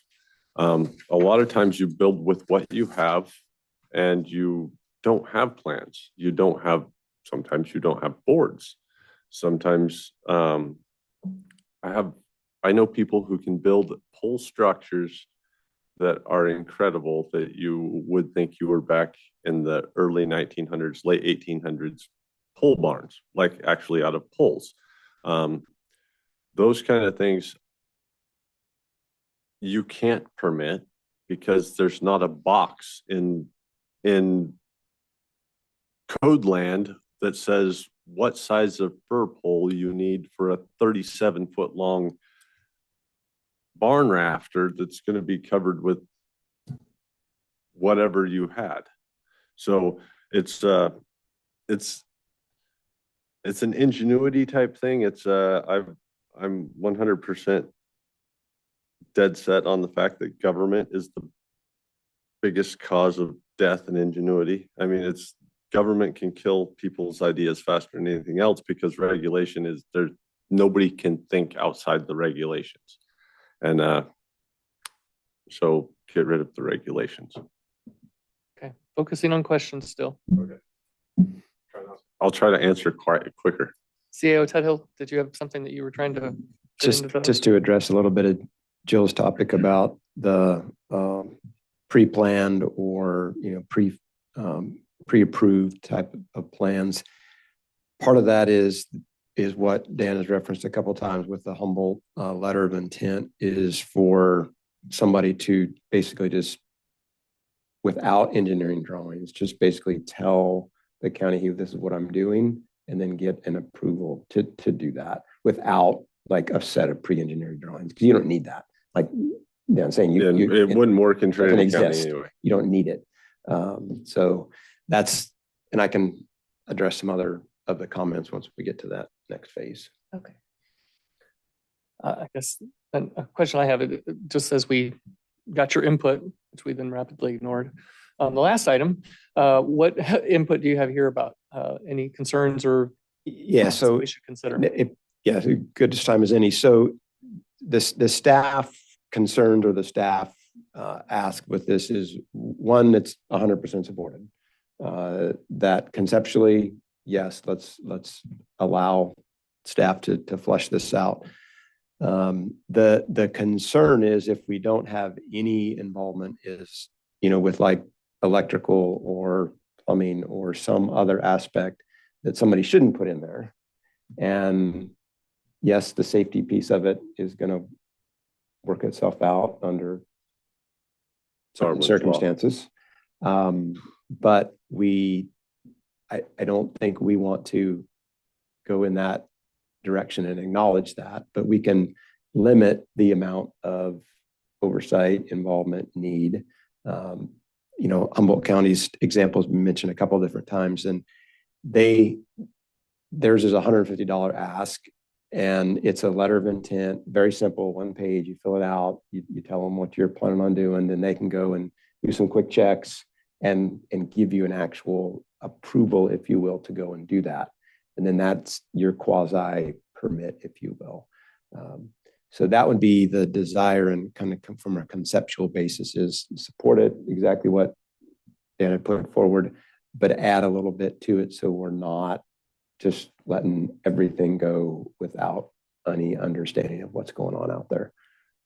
Put a little bit of parameters around it. But we can take what was put together and flush that out if that's the direction of the board. And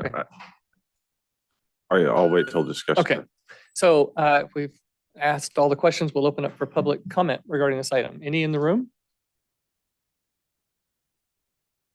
Chair and the board, Julia Brownfield. So I agree with Danny 100%. And where we are in the rural world out there, a barn is a horse barn. It's a hay barn.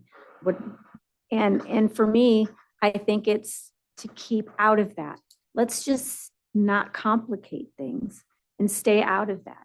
A letter of intent, like Danny said, for Humboldt County, right?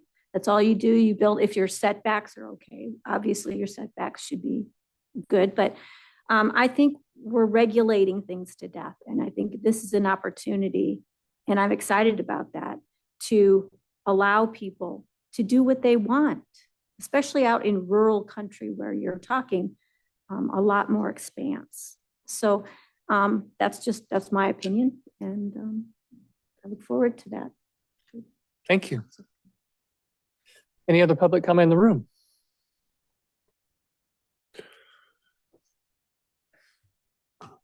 Afternoon, Mr. Chair, members of the board, Tom Malenko, Douglas City. Well, until the last comment, I was going to urge you to at least pass this and let's amend it later, because, Dan and I have famously disagreed about many things, but we have also for 10 years, literally, famously agreed on building code and streamlining that and making it fit Trinity County, especially when the state has already done the groundwork for us. We're really just importing language from state law in most cases.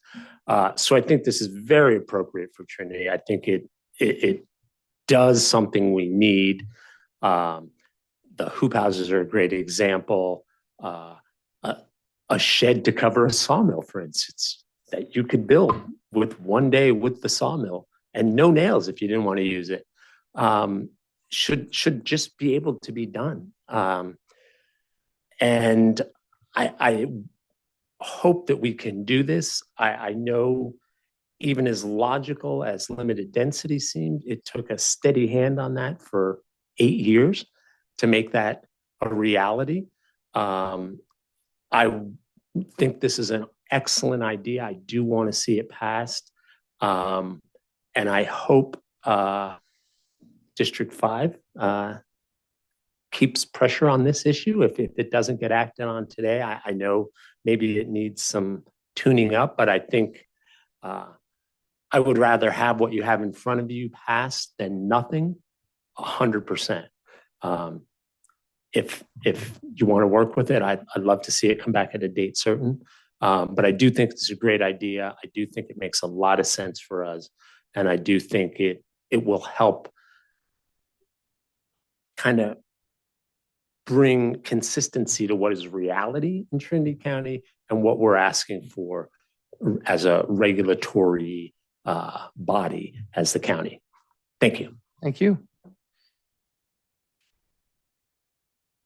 Adrian Keesum-Hayfort, Chair and Soups. Yeah, I fully support this too. I think it's been a long time coming. It is just utilizing existing code. It's not really groundbreaking or anything. I would definitely appreciate clarity. It seems that utility hookups would not be permissible in these. As far as animal barns go, I'd love to know what if there'd be any restriction on water.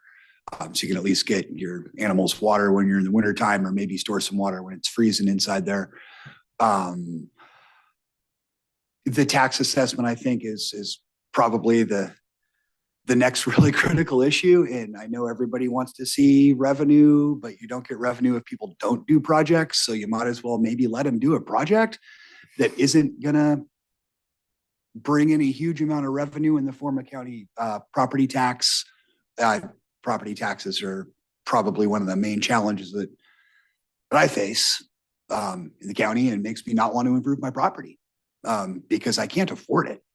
Even if I could afford the development, I cannot afford to pay more property taxes. And then as far as whether it be commercial or cannabis related or not, I'd like clarification on the commercial use of those structures. Like if it's a hay barn, but you're raised cattle commercially, is that a commercial application? If you're storing cannabis in it, is that a commercial application? And then as far as the hoop houses go, the temporary hoop house permit is, I don't know how to describe it. It's a joke. $600 a year for something you get to use for 6 months that does cause an assessment from my understanding. I would love to see that just gotten rid of. That takes staff time. It takes money out of people's pockets in the county. It prevents people from doing projects. It prevents people from generating economy. So anything you can do to make this process as effective and as inexpensive as possible, 100% support it. And I'd love to see it pass today. And if it needs to be amended in the future, that's fine too. Thanks. Thank you. Any online? Yes, John. Yeah, I'm in full agreement with previous commenters, and this is a really obvious step forward in just the feasibility of living in a place like Trinity County.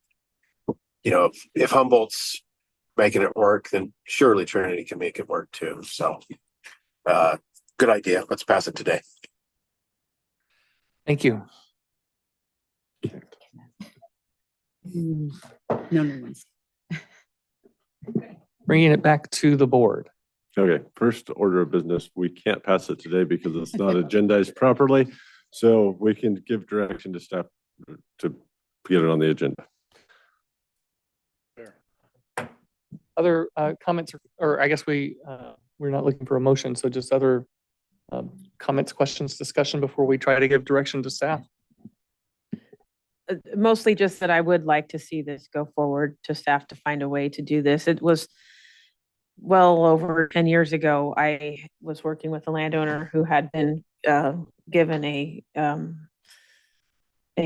agreement with the USDA to put in a greenhouse to extend their tomato growing season. And we had fully stamped designs, and the federal engineer said it was great, and Trinity County said no. So it was a very, very frustrating experience for the landowner and for myself as the grantor of the funding. They canceled their entire agreement. And it was for farmers market style produce. So I can appreciate that there's some problems here in this type of buildings and the land use around farming and ranching and timber that I think we could do a little bit better. So thanks, Stan, for bringing this forward. And I am fully supportive of trying to figure out a way to make this a reality. I agree with Heidi. Fully supportive in a way to make this work. Question with regard to the work that staff will do. So with just responding to some public comment, do setbacks need to be included in what we? That's our proposal, and that's part of if you get a letter of intent, that's looked at in that process, proper zoning setbacks, some of the very basics. So my ask as far as direction to staff would be is, pursue the implementation or pursue bringing forth for board consideration the draft ordinance has been presented today, in addition to the concept of what Humboldt does with a letter of intent. Yes. And then we can appropriately scope that to Trinity. But if that's just conceptually, that's the way we want to go, that's what we'll do. And we'll flesh out the rest of the details. And now, I'm not in any way against the letter of intent. To me, this is an ordinance would be the amendment to code. Right. So the letter of intent could be done simultaneously, or it would come part of it. It could go either way. It would be, my intent was to amend the code. And then I would say personally, when you get into the letter of intent, you could answer questions like raised by Adrian, where can I have water in here? And that could be one of the questions on do you intend to have water? And you could check yes, and if what kind. So it would be, I'm going to have a hose bib. Well, nobody requires a permit for a hose bib. So okay, that's fine. But if you're going to have a bathroom facility in there, okay, we've slipped out of the scope. You're going to have to go a different route. So I understand the concept of the letter of intent. I think it's a good one. I didn't have the ability to do that on my own. I think that's something you want to have staff needs to do that. That's what I'm asking us to do. Yes. Yeah. It gets kicked out once certain requests are made. It kicks it out of even the ability to do it under this letter. No, it would be what my ask today was for the board to give direction to staff to come up with that letter of intent, basically. Or if they have a different idea, I mean, we don't have to follow Humboldt, but if we do, only do it in this area. But I told the board that I wouldn't use up staff time to come up with this idea. So what now needs to happen is, like, here's the idea, but staff and by staff, I mean Trent and Cody would have to come up with this letter of intent or whatever they want to do, and then add that to this, and that would move forward.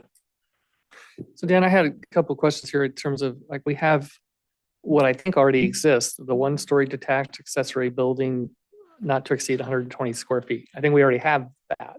That's for storage, if you read the code. Okay, and so you're saying this is expanding that use, playhouses?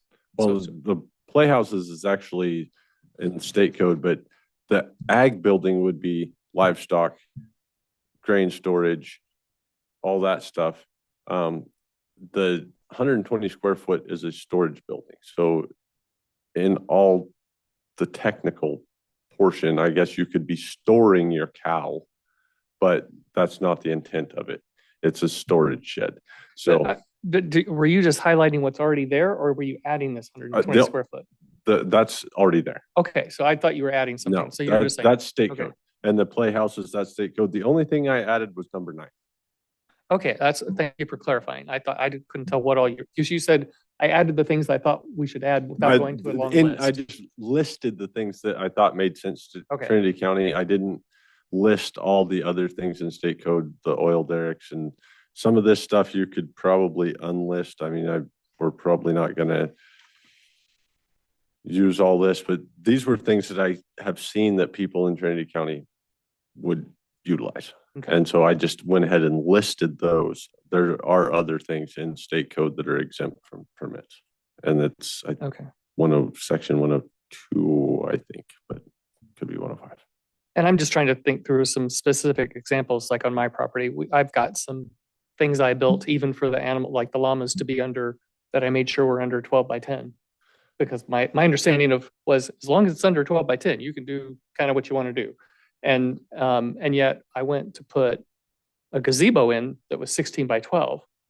And after buying a gazebo kit that met all of our load requirements, I then had to have an engineer sign the saying that it actually was what the commercial builder that created the kit said it was. And then I had to pay a permit fee. But in this situation, I still would, but you could build a 6,000 square foot agricultural building and not. And that building could hold 5,000 pounds of hay in its upper level, and you don't have to.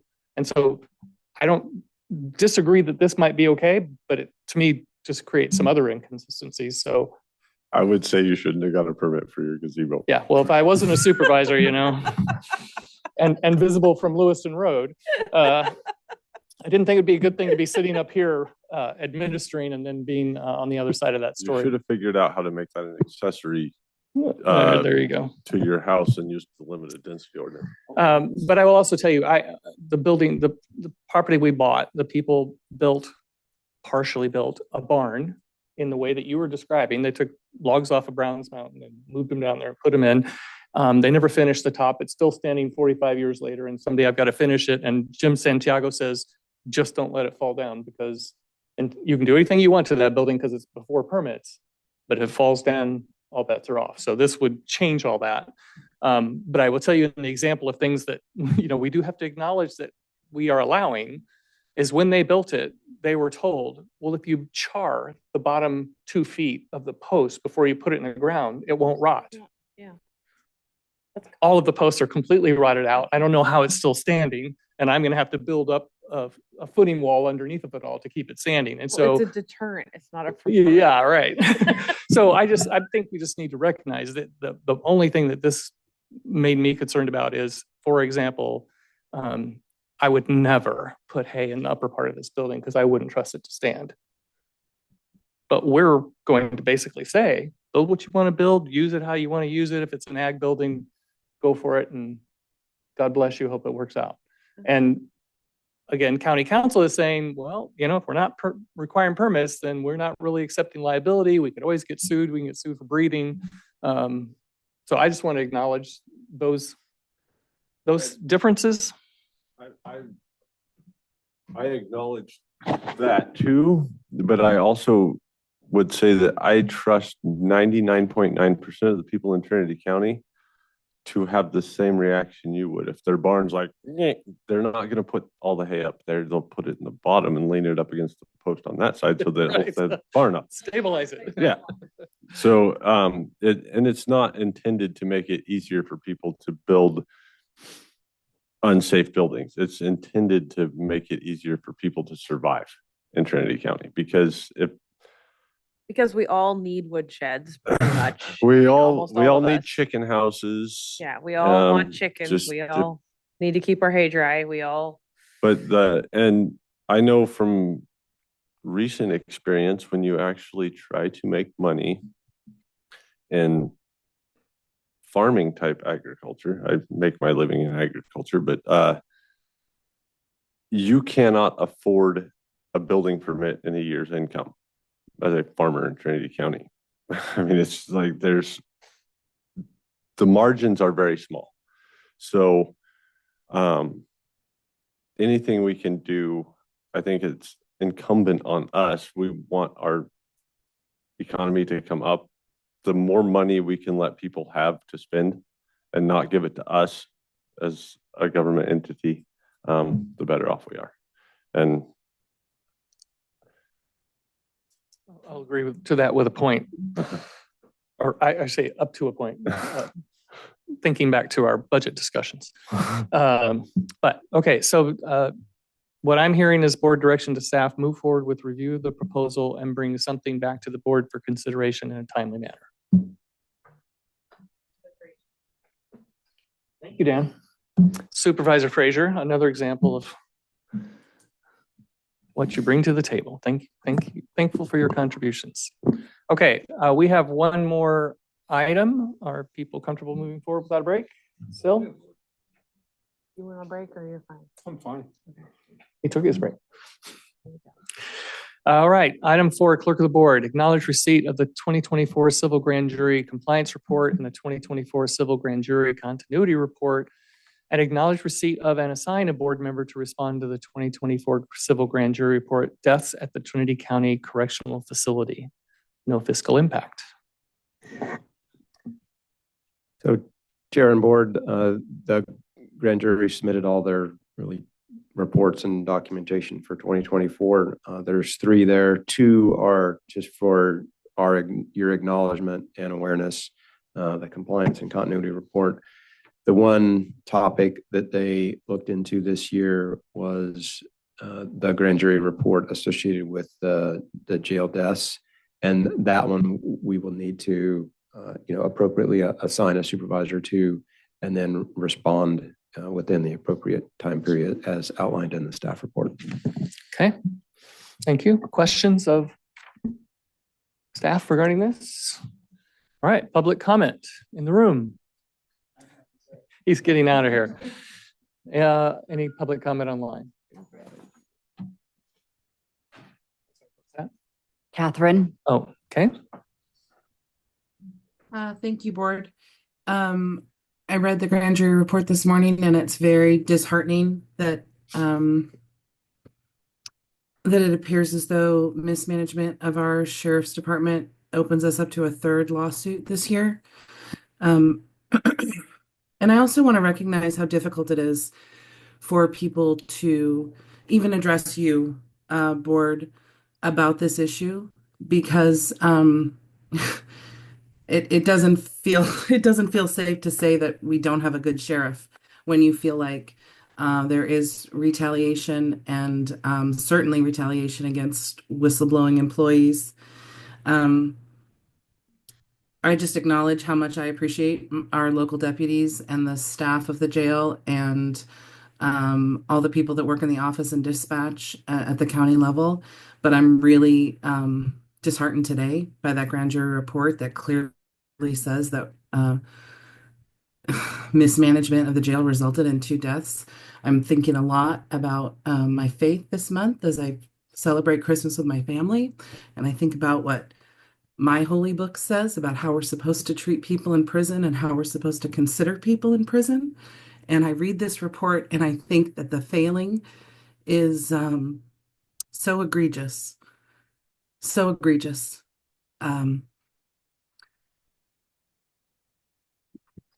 Stunningly egregious. So I understand that the sheriff is an elected office and it is not within the purview of the board to, I guess I don't know what is in the purview of the board to do, but I recognize that fixing a light fixture would potentially have saved this county tens of how many millions of dollars are yet to be seen. But as I hear the seniors who showed up today to give public comment about how frightened they are to live in their neighborhood, as I consider the meth compound in Lewiston, that certainly is responsible for the death of a 15-year-old girl in our community just a few short years ago that tried to burn down twice in Lewiston, where we constantly talk to law enforcement about things that are dangerous and frightening in this county, and the best they can do is a militarized raid on a sweet Hmong farmer and shooting his dog on a tether. It's grim, folks. And I'm not sure what this board has the ability to do about it, but I hope somebody that can do something. And I'm praying for the people in our custody that we have responsibility for, that they're going to be okay. Thank you for your comment. Veronica. Good afternoon, Veronica Kelly Albies, Douglas City. I too was saddened when I read this grand jury report, and my heart and my prayers go out to those families. It was a tough read. It was a really tough read. I know how hard county employees work, and as I read some of the things that appear to be mismanagement, and it doesn't escape me that at the last meeting, the jail commander position was eliminated. And reading this report, I'm confused. Has a jail commander, when they aren't there, the medical officer is in charge. It's beyond my pay grade for sure, but it makes me take notice. And I do hope that as you look into this, and we don't have this. This shouldn't be happening. And listening to Catherine just talk right now, and there is some fear out there of people coming forward, and that is sad. I have a great deal of respect for our law enforcement and the hard job that they have. This jail came in before my true involvement in paying attention, but it has my full attention because it does affect our community as a whole. So just some questions. Thank you. Thank you.